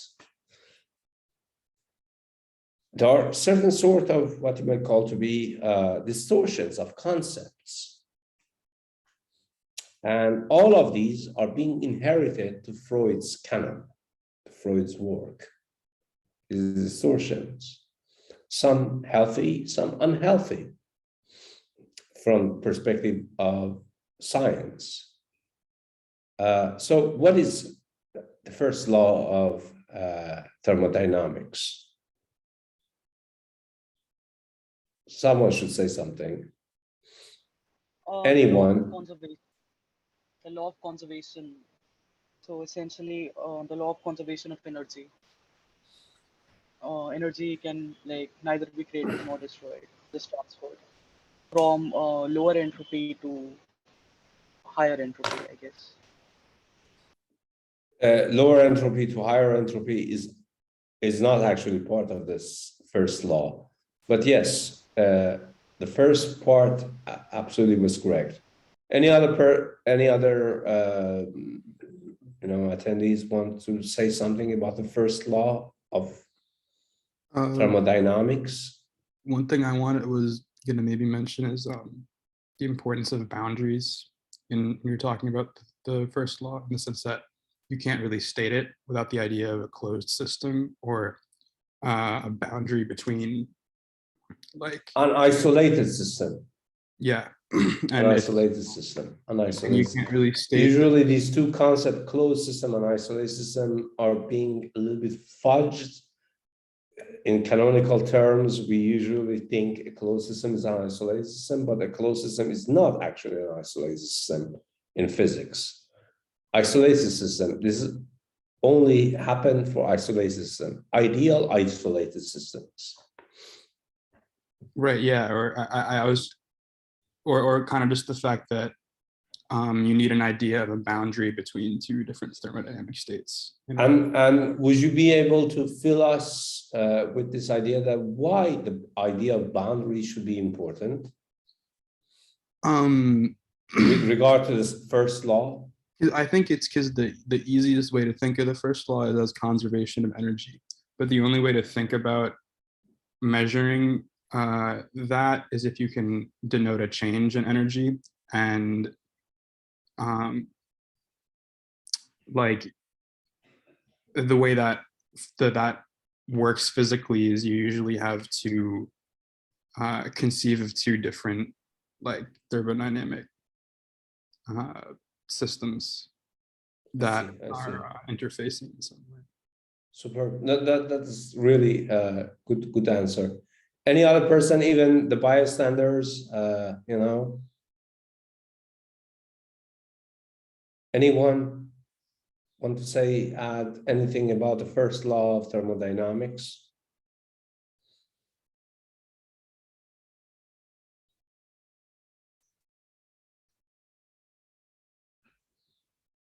Okay, so the idea is simple as this. The first law concerns with one simple principle. Energy, it used to be called force back in the times when Julius Meyer came up with the first law of thermodynamics. It was called force. And you see that The idea of force actually goes through Freud. Conservation of force, not conservation of energy, because force was a certain sort of mobility. A mobility in which, the exchange between heat and work can be calculated, right? So people were talking about conservation of force back then, not conservation of energy. Today, the first law of thermodynamics is simple. Conservation of energy. What does that actually mean? That energy cannot be created ex nihilo.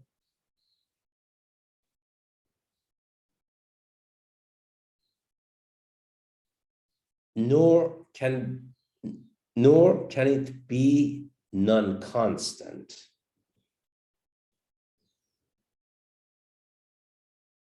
So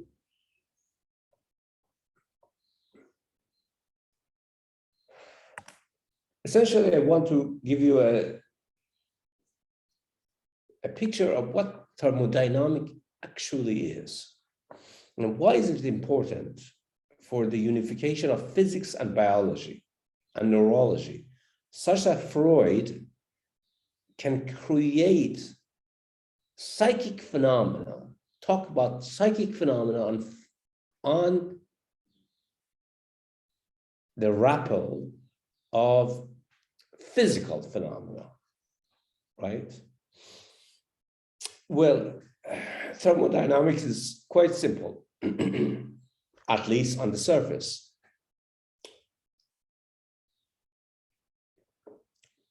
Thermodynamics consists of two laws and one bylaw, a bylaw.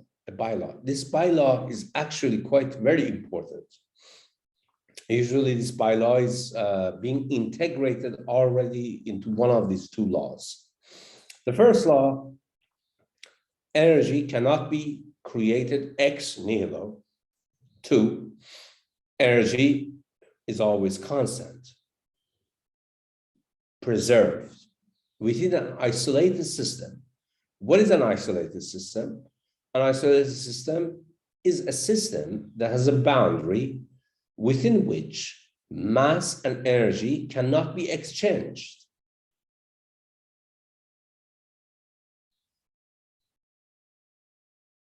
Exchange of mass and energy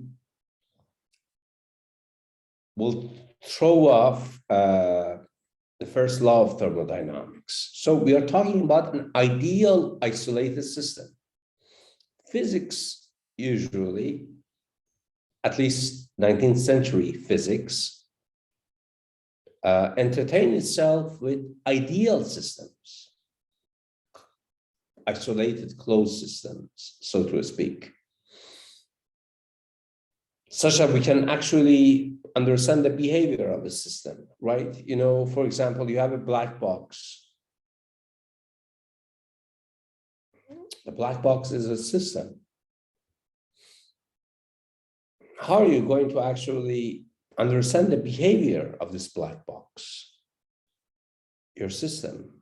Well, René Thom, French mathematician, had the best idea. Well, you have to fuck around with the black box. You have to finger it. You have to disturb it. You have to perturb it, such that the black box creates certain sort of trajectories. And in trajectories in dynamic systems are jargons for abstract mathematical models of behaviors of a system in time.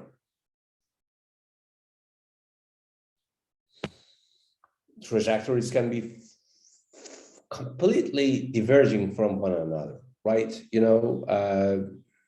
Think about one of those examples in sci-fi that you have an artifact that you have recovered it from alien civilization. You do not know what it is, but you start to kind of poke this poor bastard black box, this alien artifacts. And every time that you poke it, it creates a trajectory of behaviors. It kind of expands, it contracts, it explodes, so on and so forth. And then the idea here in physics is quite similar to this sort of sci-fi scenario we are talking about. That the system, a system can be anything, including mind and the unconscious. It's just, system is what you might call to be an arbitrary designation of certain things for which we don't have complete parameters. Yeah, complete parameters. So encounters with a system that is a black box, you have to poke around with the system, you have to play with it, and then the system creates a certain sort of behaviors. These are called trajectories or tendencies in dynamic system, modern words, for these sort of behaviors. And there are mathematical models,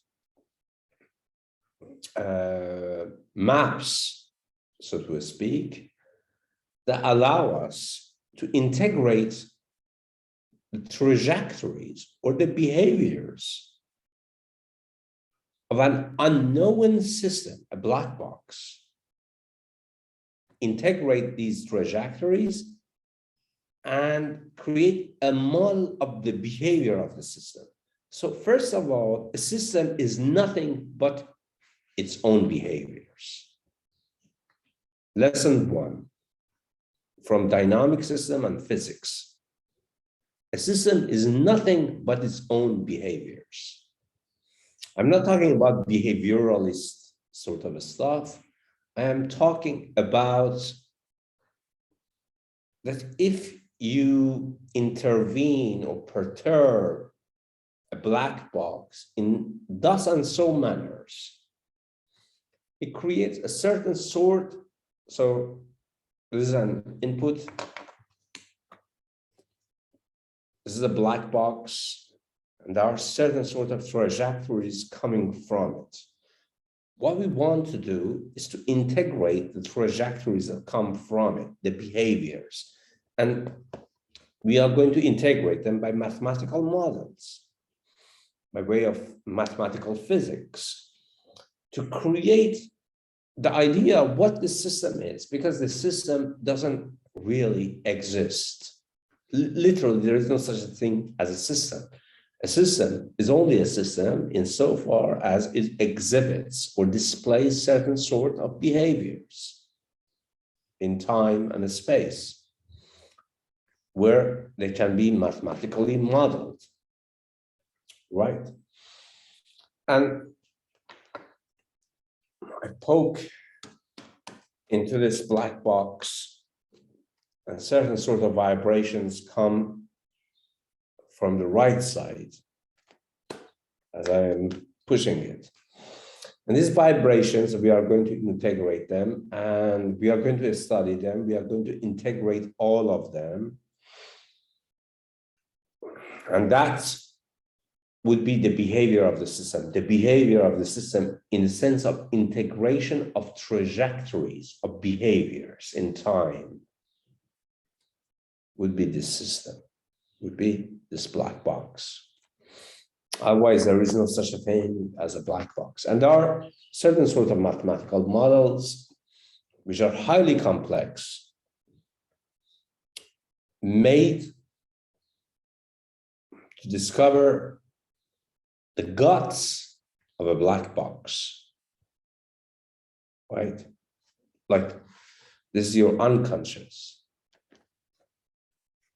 a black box, and we have to perturb it. And then we actually see what happens when we perturb this black box. And then we create a mathematical model out of this. And that would be what I would call, the model of the black box. So we unveil the black box by way of the trajectories and the behaviors that it has taken in time. Now,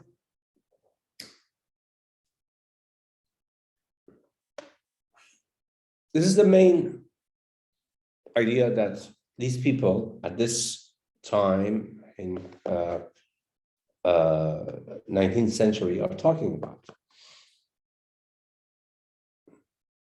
The problem, however, becomes quite evident to them very, very early on, that imagine that this black box, cigarette box, is an organism. It's not a proper physical system. It's not a thermostat, it's not an engine, it's not a mechanical device. It's an organism. It's a black box of the organism. So how can we actually say that an organism will follow the same, or can be modeled on the same model that we basically model physical systems on? Are physical systems the same as organic models or organic structures? Obviously not. So there is a kind of a gap here that ought to be filled in. So this requires a change in the principles of physics with regard to biology, in the sense that we ought to come up with certain principle of physics, which by principle can be extended to that of biology, from the inanimate to the animate, from the inorganic to the organic. Well, that principle that allows us to fill the gaps between physics proper and biology proper is the first law of thermodynamics. First law of thermodynamics simply states that energy cannot be created ex nihilo, nor can it be lost within an isolated system.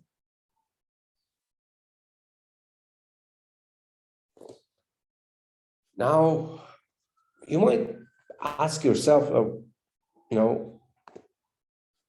is it really that interesting, this discovery of the first law of thermodynamics? Well, yes, it's very interesting. Precisely because it becomes a general principle. A general principle that extend from the physics proper and physical phenomena to those of the biological phenomena writ large.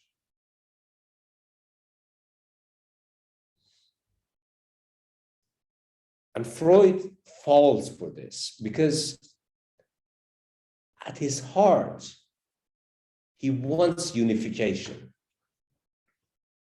He doesn't want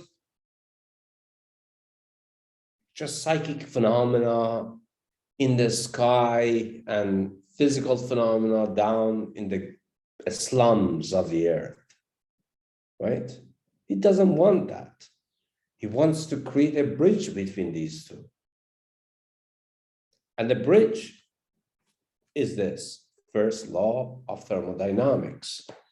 Otherwise, he wouldn't be able to claim that psychology or psychoanalysis is a scientific discipline in the modern sense of sciences. Thoughts, questions, so on and so forth, before I move forward. Can I ask really quick about the notion of applying this black box principle to biological systems? One thing that you see used often as examples when you do like dynamical systems is like population models, things like that, like predator-prey. Yes. Would you consider that an example of something that would be biological as opposed to a physical application, as you're alluding to? The thing is that none of them actually can be considered to physical or biological, so long as we do not have principles to locate where the phenomenon or the unfolding of the trajectory of the black box happens in a space and time, right? So for example, think about this.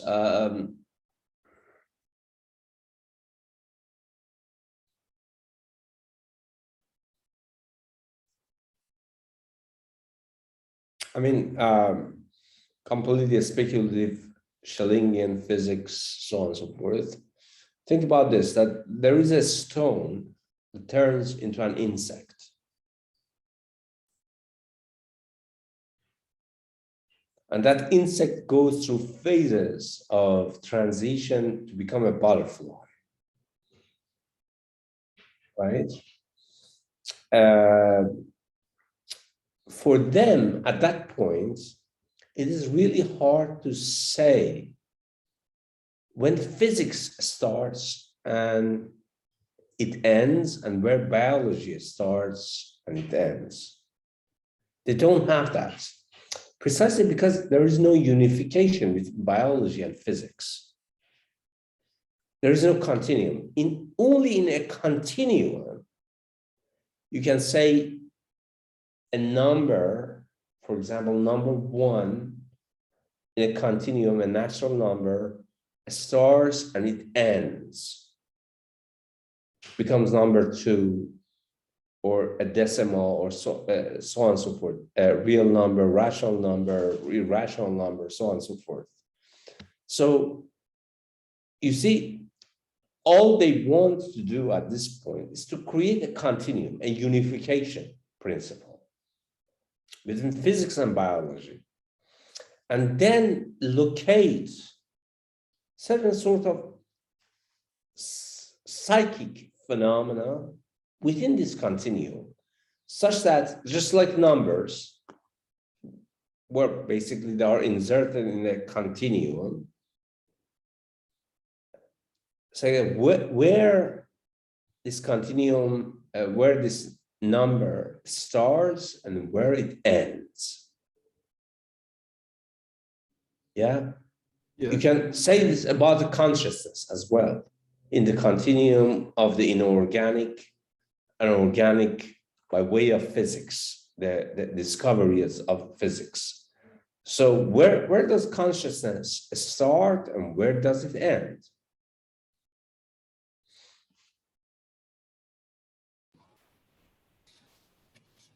Can I make a comment? Absolutely, absolutely, sir. It seems like there's this really interesting question around historicity that enters here, because the difference between the black box and the biological individual after Darwin is always that the biological individual or the biological species has historicity. It has a process of chance and contingency incorporated into it. So what you say about Freud's move makes perfect sense, but it introduces another rupture because you can't precisely model the individual phenomena with historicity like a black box. It can only be modeled individually in particularity, that is as something like a case study. This is actually something that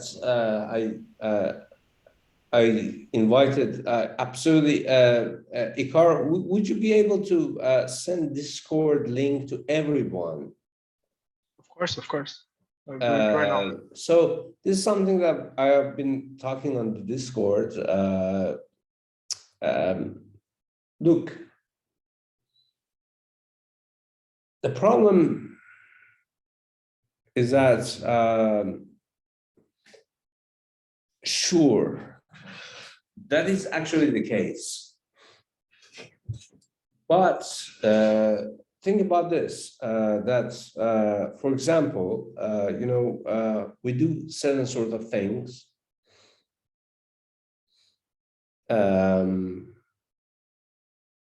They have certain sort of consequences or ramifications.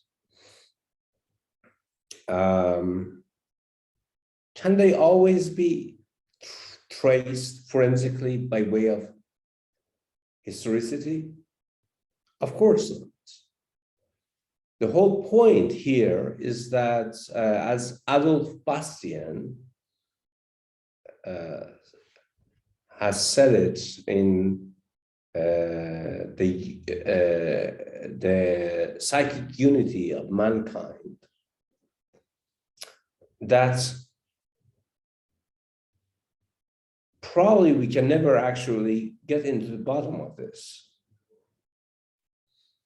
All we have is a kind of a two-tier sort of perspective into the inner workings of what we are actually doing. What you might call to be the outside view and the inside view. So the proponents of the inside view are like cultural relativists,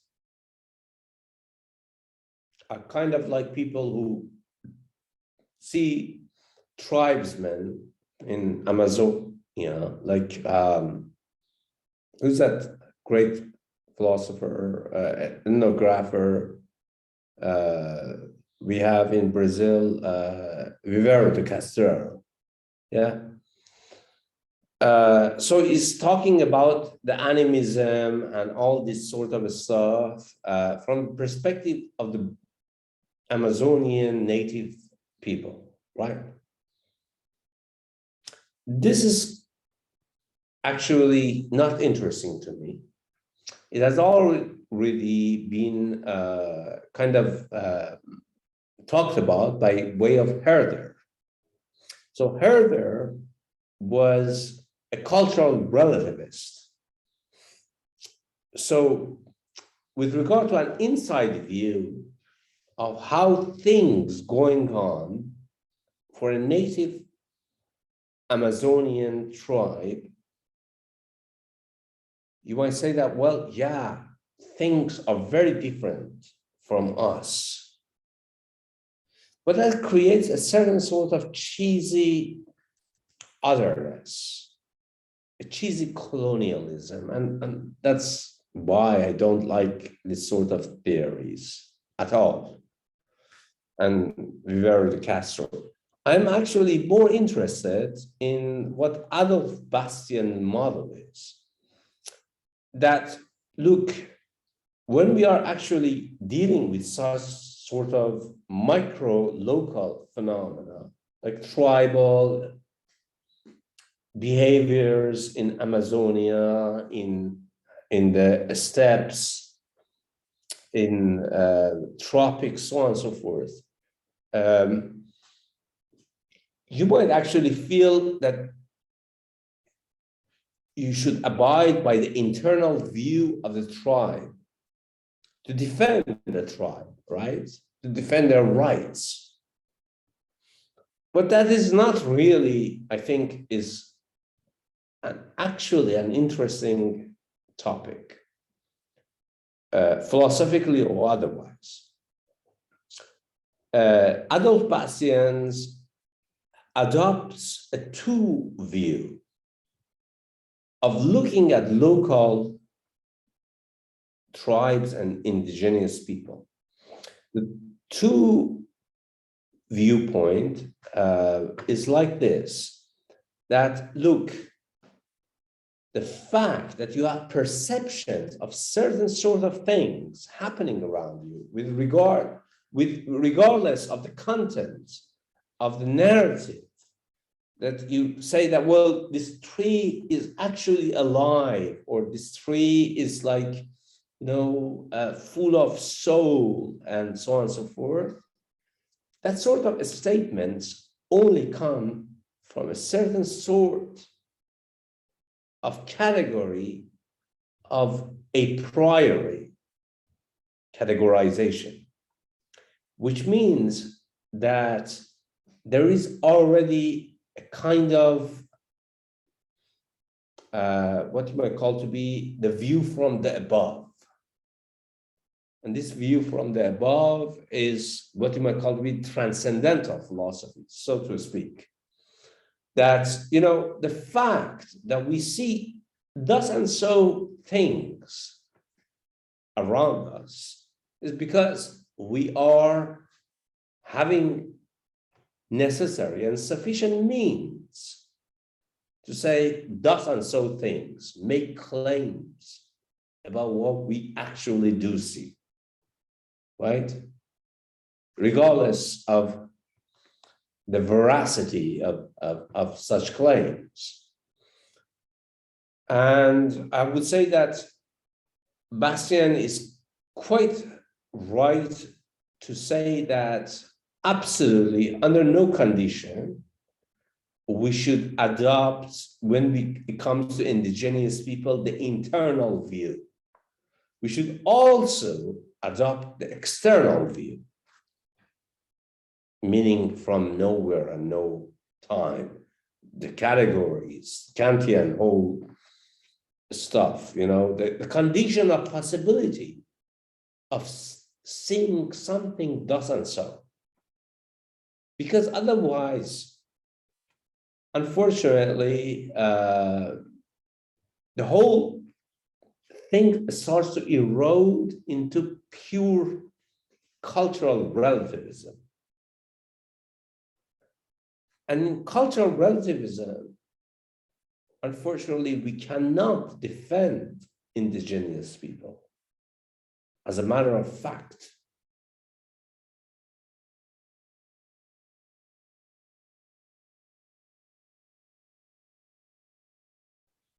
Yeah, Aaron? I think Akshat raised before. Akshat should go first. You raised his hand first. Thank you, Aaron. I was actually, my internet connection is a little here and there, so I got yeeted from the whole call. So I did catch some of what Reza was saying about the indigenous people. My question is, I guess, and it's not intended to be like a controversial thing to say, I think, but as much of like both thermodynamics and philosophy that I've read, the usual approach that people take with respect to analyzing or like integrating thermodynamics into philosophy is taking the second law of thermodynamics with respect Second to law is totally fine bullshit. Absolutely. Second law is absolutely confused in philosophy. I'm going to talk about this. right. So this is why I want to like raise a question. So essentially, because just as a little background, the second law came from this fantastic little book that people can read if they want to. It's called Reflections on the Motive Power of Heat by Sadie Carnot, and it's one of the things that also like disproves perpetual motion machines. Yes, absolutely, yes. Right. So Reza, my question is, with respect to your critical approach that you're taking here, with respect to isolated systems and black boxes, isn't it the case that human beings are essentially irreducible to isolated systems, because we are like I don't want to get into the territory of process philosophy here, but without like going there, aren't we open systems going through like multiple states of There's something thermodynamic that I've equilibrium? already heard that you see, when we are talking about physics, right? Isolated systems and closed system. Isolated system is a proper term here rather than closed system. No, actually, we are not open systems. We are open systems in a very restrictive dynamics under certain sort of provisions and principles of physics. The same can be said about the idea of isolated system. When we are talking about isolated system in physics, we are not talking about a truly isolated system, right? We are talking about, like, literally you and I. You see that this creates a certain sort of cognitive dissonance, usually among people, that they think that, oh, well, we are open systems. Yeah, well, of course we are open systems. And would you be able to tell me what is actually an isolated system? There is no such a thing as a proper isolated system. Right. So But this we are also, modeling this. We are hypothetically modeling such things, but right? that is a part of the question that I'm asking is, your model assumes that there is something inside the black box.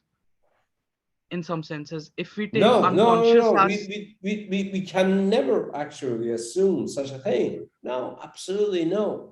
And that's the whole point about the unconscious, as I will talk about it. No, we cannot assume that there is anything inside the black box. Because why is that? And the black box is just another name for system. System can be extended to infinity, right? Ad infinitum. It can be you, it can be me, it can be Aaron having a laugh. It's all black boxes. It's just system. This is a physical property under certain sort of parameters that we can associate with certain sort of phenomenal entities, right? And then we have to create, so we can't actually talk about phenomenal entities without understanding, so what is the boundary condition for them? You know, obviously, if a certain sort of physical entity, a phenomenon, so to speak, not even physical entity, a phenomenon doesn't have a boundary, then it wouldn't be a goddamn phenomenal entity, right? Because that would be you know, contradiction in terms. So we are going to talk about this. That just imagine we are actually exercising a certain sort of as if thought experiments in lieu of physics proper, right? Imagine that something didn't have a boundary. That wouldn't be actually an entity. There wouldn't be actually a part and more so of physical scientific study, would it be? No, it wouldn't. So we are kind of trying to kind of benevolently, under certain sort of constraint and principles, to say that what actually means for something to be called a system, such as psyche, such as you, such as me, so on and so forth. And then what would be outside of the system? I think just the one concern that I did have was something like if we are taking like extending the thermodynamic analogy to the full, let's say there's a Maxwell's demon inside the box, but obviously there is no such thing.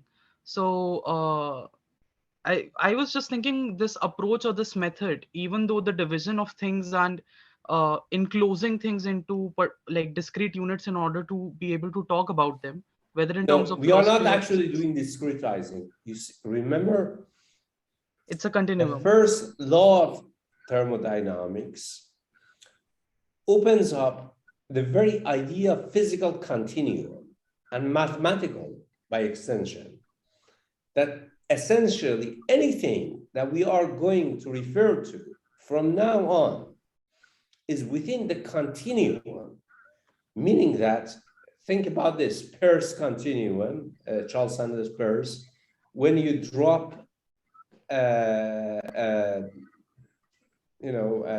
drop of ink on a white sheet, so the ink starts to kind of dissipate. You can't actually say, because of the dissipation of the ink on a piece of paper, what Peirce calls the blank sheet of assertion, you can't actually say where the ink, the white starts and where the black ends. You can't do that, precisely because there are boundary conditions, and these boundary conditions are fundamentally part of physics. And these boundary conditions means that you're already in the realm of not discreteness, but that of continuum.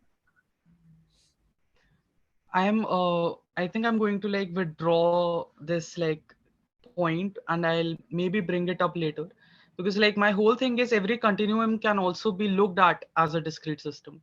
So while we might be happily making claims about it as a continuum, someone else could distort what we're saying. In early 20th century mathematics, every continuum can be decomposed to discrete entities. But one of the greatest things that Charles Sanders Peirce contributed to canon of mathematics was that, no, actually this is wrong. How can it be that a continuum can be decomposed to discrete entities? And you can think about this with regard to individuals and the collective unconscious, right? Individual consciousness and the collective unconscious. Where does it begin? That is actually, where does it begin and where does it end with regard to individual consciousness? That is actually a very superb, I would say, question. Something that probably we will come back. But yes, thank you so much for these critical comments. Okay, I'll try to go quick because there's a lot. So first, did anyone have a chance to read it was a pretty short paper, the Klaus Peter Köpping paper on Bastion? On Bastion, yeah. Oh yeah, I would just kind of summarize it because I thought it was useful in trying to sort of think of Bastion as a kind of synthesis of the sort of Enlightenment and Romantic views. The view from outside and the view from the inside. Inside, exactly. And just as a summary, sort of the way, what he calls the psychic unity of humanity is a kind of continuum from the physical to the psychic, right? And he gets this by taking Herder's concept of like an ethnic cultural representation or a thought, right? The Volksgedanke, and he develops instead like two concepts out of this. One that is a social representation, so concepts, and the other, which he calls an elementary idea or an elementary concept, a logoi spermatikoi, I guess, or a seed thought. And these that he thinks like must have some kind of fundamental, basic, kind of practical unity among all people. And this is what anthropology is supposed to get at, right? Yes. Yeah, I like this quite a bit. It's a short sort of summary of it, but it's really quite interesting. Aaron, you know his main dictum, Adolf Bastian's main dictum. No, what? I was not familiar with him before, so. That which we think is that which thinks in us. That's lovely, because my my thought on reading this, and as it is to most things, I'm a big Hegel fan, is that sort of the whole 19th century is a working through of and response to Hegel, right? And that it's really important to kind of take a step back to trace our steps here. Yes, yeah, I mean, he's kind of Hegelian, but not orthodox Hegelian, in the sense that, as I said, so we can think about consciousness in terms of Husserlian co-constitution, transcendental co-constitution, right? Intersubjectivity. That, look, if I actually have a dialogue with you, you are the one who are making me in the process. And I am the one who are making you in the process. The thing about co-consciousness, which is Bastian's thesis, is actually not co-constitution. Co-consciousness is different from co-constitution in the Husserlian sense. The reason is quite clear. Think about this. So, how many have you read one of those desert island children, Robinson Crusoe, and so on and so forth, right? You know, so islands and the children of islands always live in a very localized sort of topos, place, so on and so forth.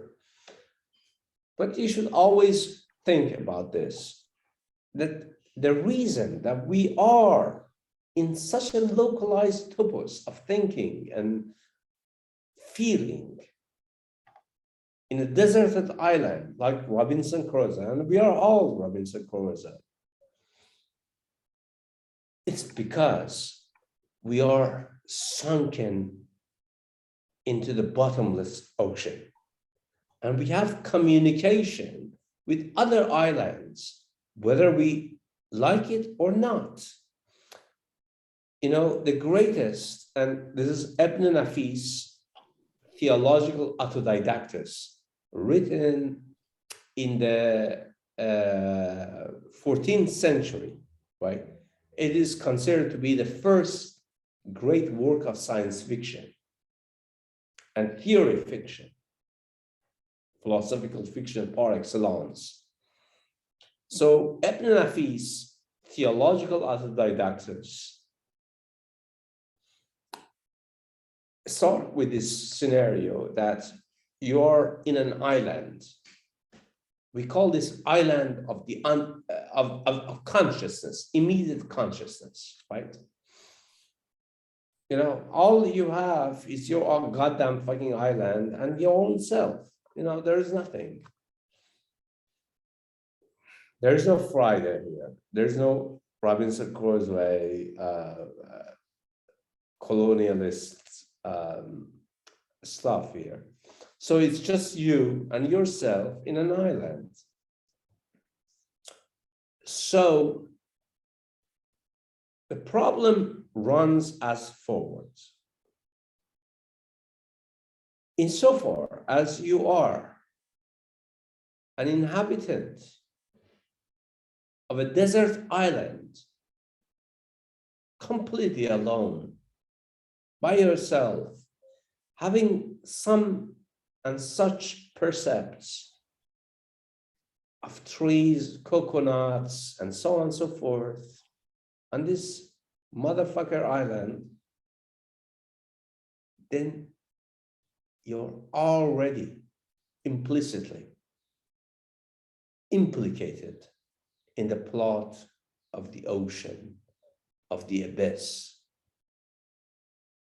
The abyss is the unconscious. And those islands that are close to you, and you might reach them at some point, probably not now, because you haven't turned your unconscious philosophy of unconscious, the conscious philosophy of unconscious. You cannot go and seek those people. But the time will come and you will see those people for what they are and who they are. And at that time, you become part of what I call resonance atoll. You know, bunch of islands, things that are very separate from themselves, but are in an atoll, right? Sunken into the depth of the ocean. And then they notice that shit, we can actually communicate with other parts of the world. But that communication comes through a lot of what you might call to be Hegelian labor, right? Where you see yourself that, yes, I see those people. In fact, I wouldn't be this person as I am today without implicitly factoring in those people outside of me. This is the idea of co-consciousness. The idea of co-consciousness, great example for this is a picture of Dorian Gray. What is a mirror?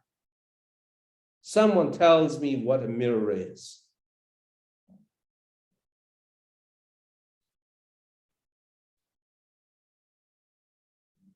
What is a mirror?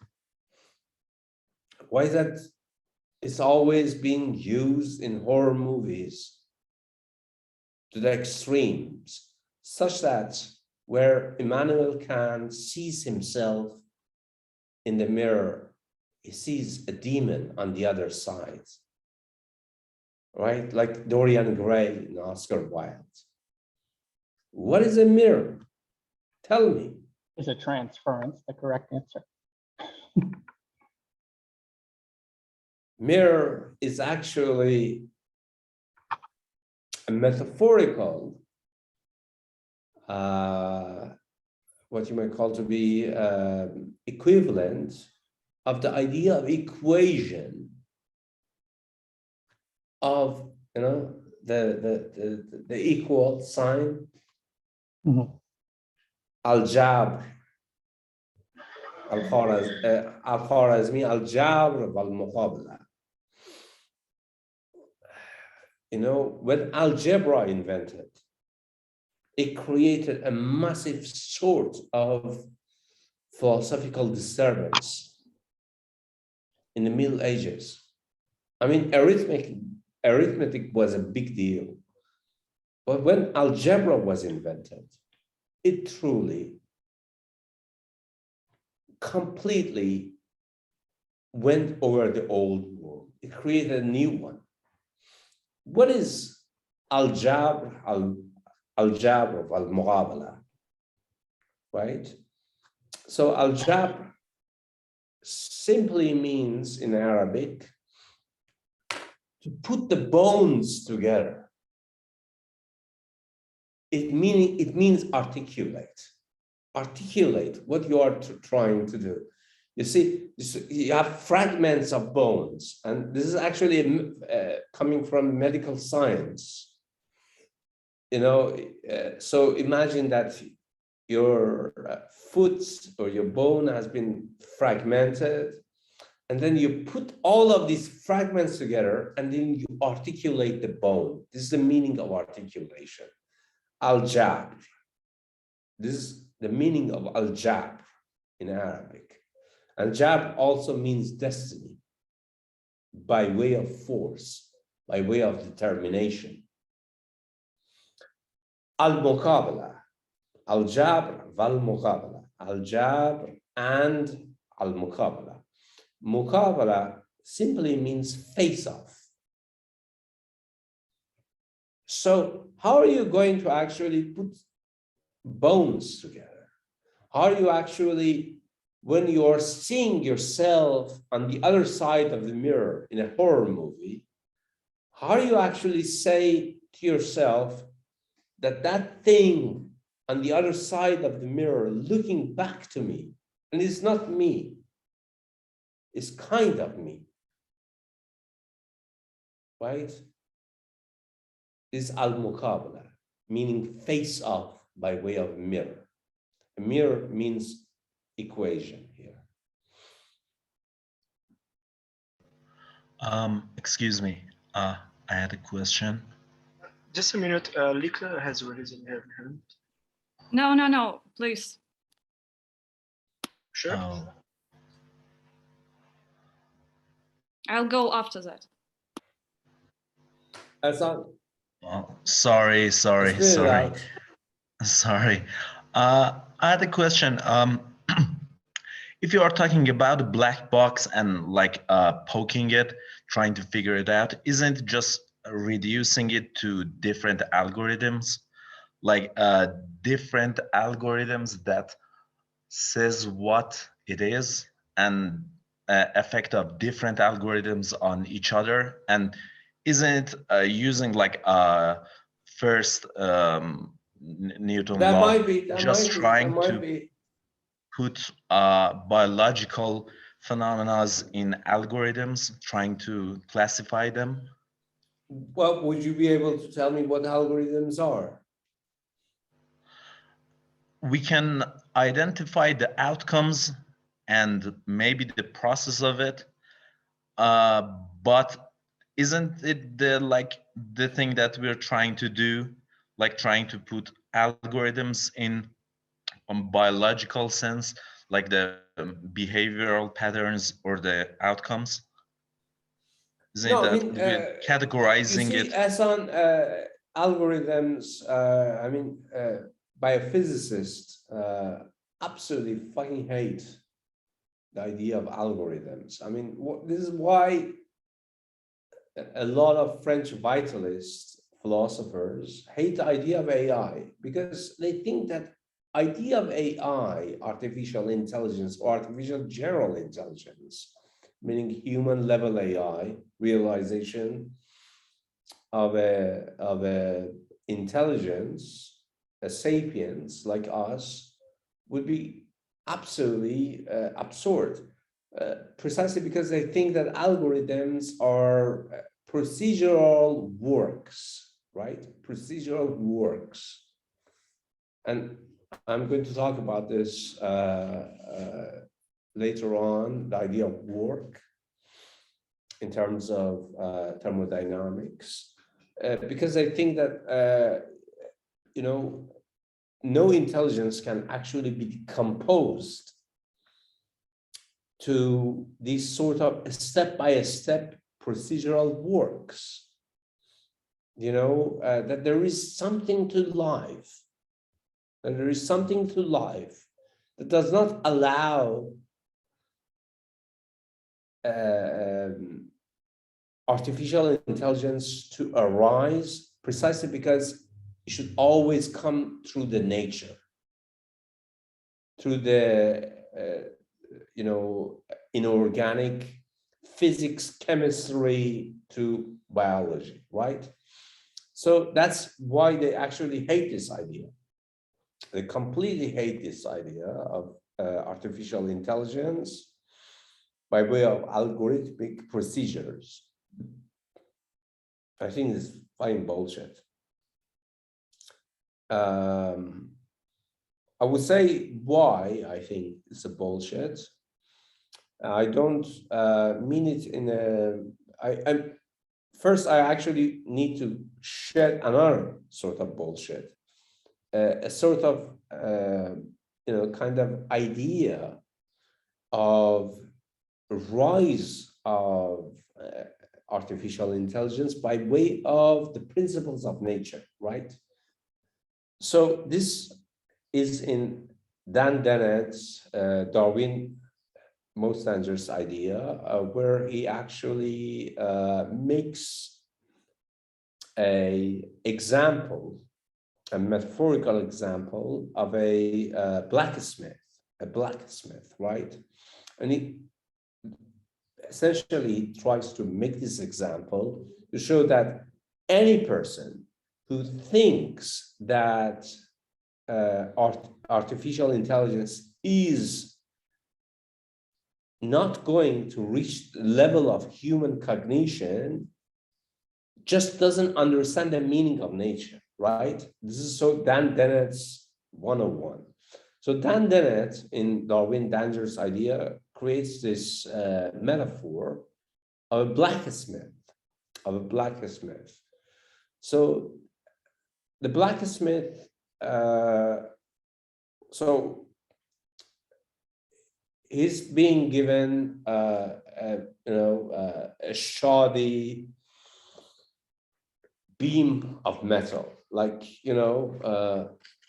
حرف fan یاد میادش که sorry, I'm talking Farsi. Someone back in the days, Iranian mafia here, remember that we were given like some chunk of metal. It's not even a beam, it's just a chunk of metal. So how can you actually make this chunk of metal into a hammer? Like the hammer of Thor or Prometheus. No, hammers mythologically very interesting. So Dan Dennett talks about this. That, okay, this is the idea of making intelligence. So you are being given with a chunk of something, right? How can you actually make intelligence, sapience? Intelligence, by that I mean sapience, rational agency at this point. How can you make rational agency out of a fucking chunk of stuff? So Dan Dennett says something like that, think about the metaphor of the blacksmith. So this is exactly what a blacksmith gets in his thing, a chunk of stuff and metal. So what he does, he put it in the furnace, heat it up, he starts to hammer it. Remember the first scene of Conan the Barbarian? The riddle of the steel is magnificent, absolutely magnificent. That's the meaning of intelligence. So he starts to hammer it, and the metal actually starts a molten metal. Not a molten, but kind of on a metastable equilibrium, starts to change its shape. So this cube form, a chunk of metal you have been given, and you are going to make a blade out of it. I mean, that's just impossible. And that's also an allegory for how can we make intelligence? Well, you put it in the furnace, you heat it up, you bring it up, and you start to hammer the shit out of it. And then it starts to flatten out. Then you put it in the cold water, then you take it again in the furnace, heat it up, you start to hammer, cooling down, hammer, cooling down, heating, cooling. So you see, we are actually following an algorithmic procedure here. Number of hammerings, number of heatings, and number of coolings were a piece of metal. For it to become the greatest blade of the Conan barbarian, right? I'm sorry, we ran out of time. Okay. We have to listen Lika and then we have to close it off. Lika, please. Okay, I had a comment about Bastion's theory about elemental thoughts. I read about his theory of elemental thoughts and what's been, and I like it. I like this idea of abstract universal elements of psyche that are present in every. It's usually called folk universalism. But what was suspicious to me, what I didn't like in his theory, is that for some reason, because of ethnography of the time,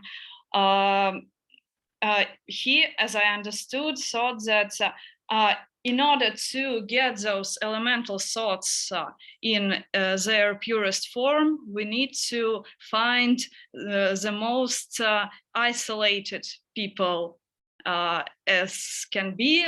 We need to find those Robinsons. And there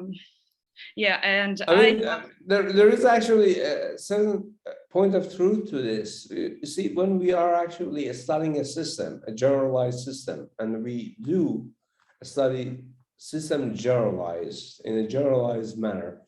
In fact, when we are making a model for a system, it should be as generalized as possible, right? Model of psyche, model of individual behavior, so on and so forth, black box.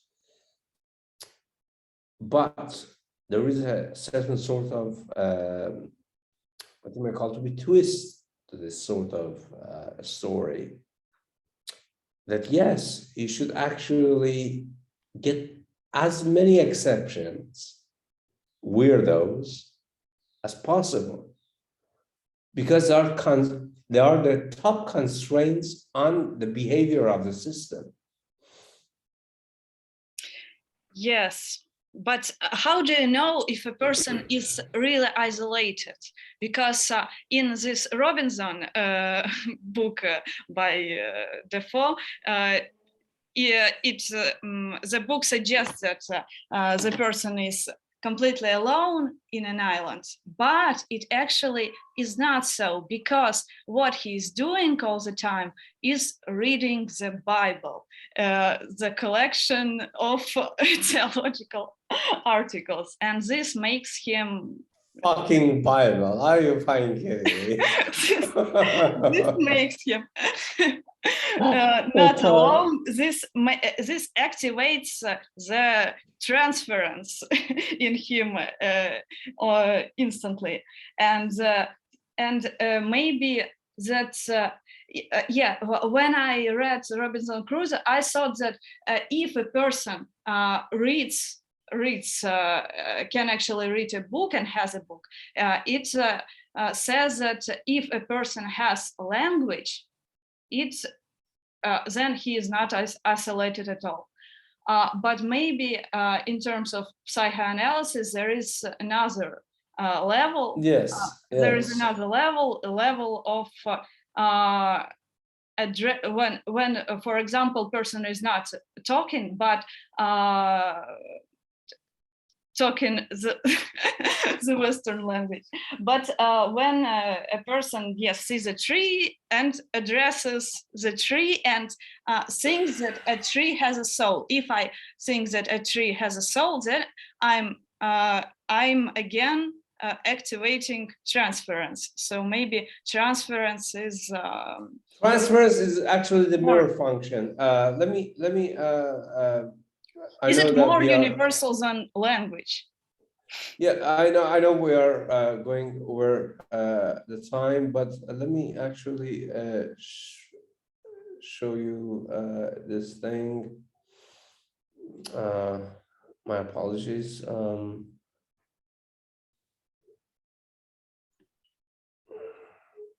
Share screen.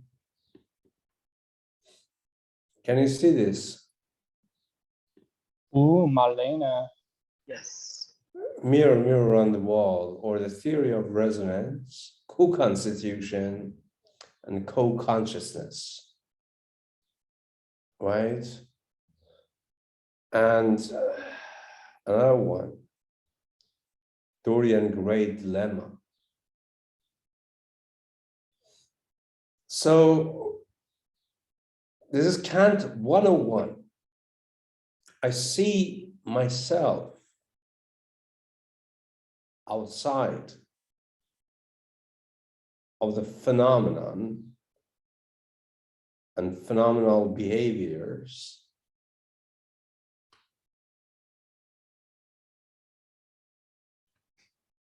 as a thing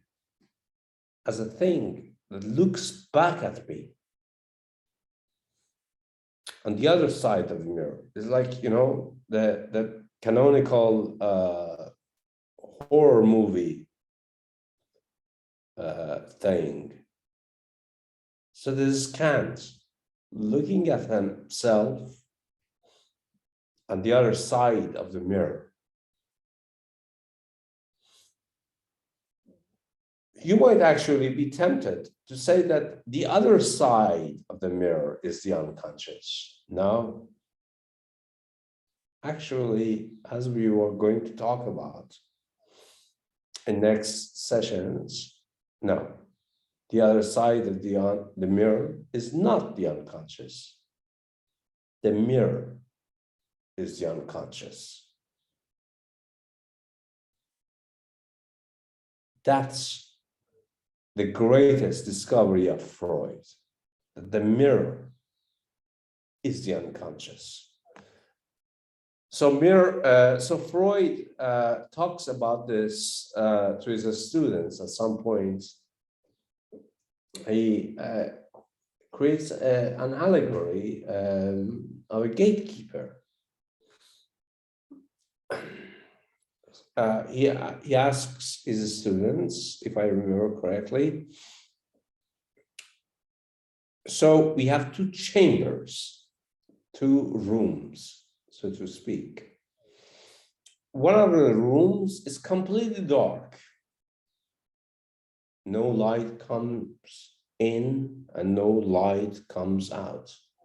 It's an isolated system in terms of thermodynamics, right? There is no exchange of mass and energy from the system. There is no disturbance. This is the first chamber.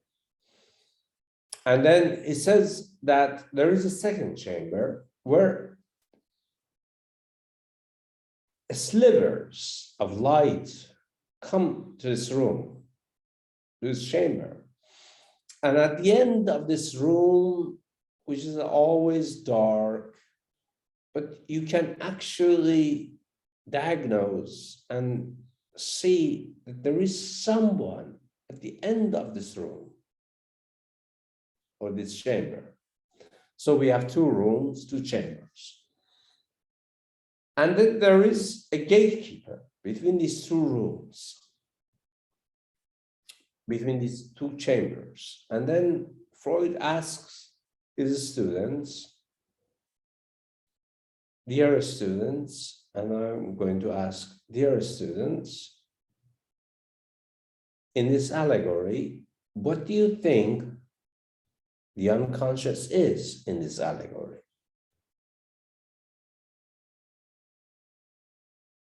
Where do we stand? We stand in front of two. So we have on the left, we have a completely darkened, pure black chamber, nothing, there is no light, there is no exchange of mass and energy into the system, a complete black box, right? And then on the right side, we have a box, a system, a chamber where there is slivers and beams of light, where even though it's dark, we can actually recognize that, yeah, there is a certain sort of entity at the end of the room. And then there is a guard between these two chambers. Basically, guarding the transition of information between these two chambers. So in that allegory, what is the unconscious?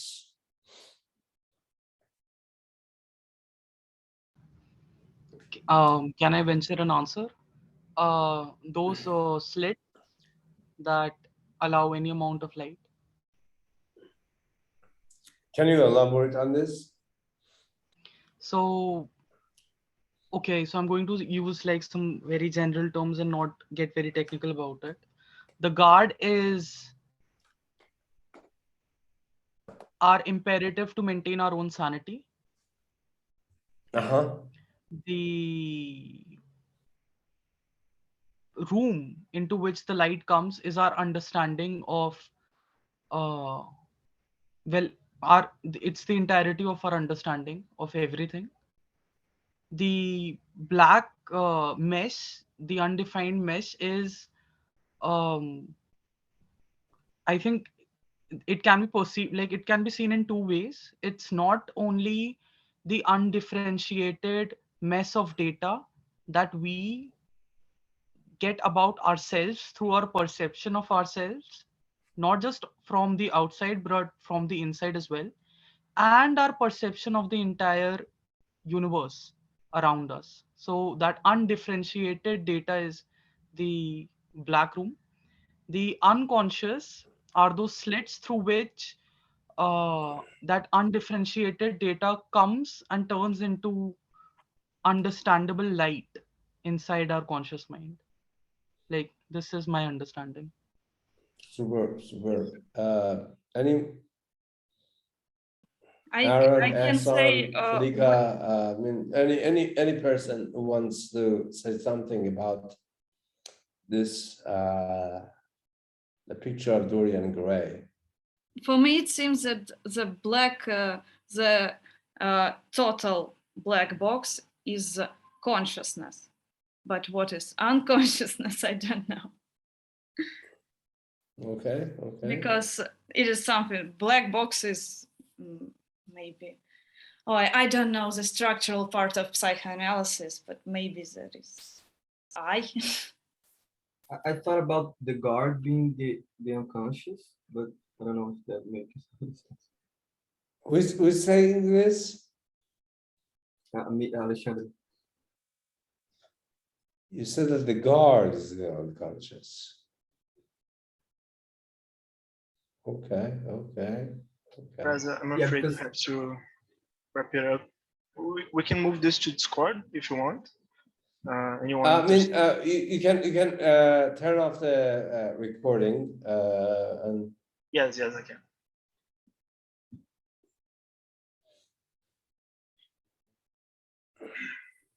So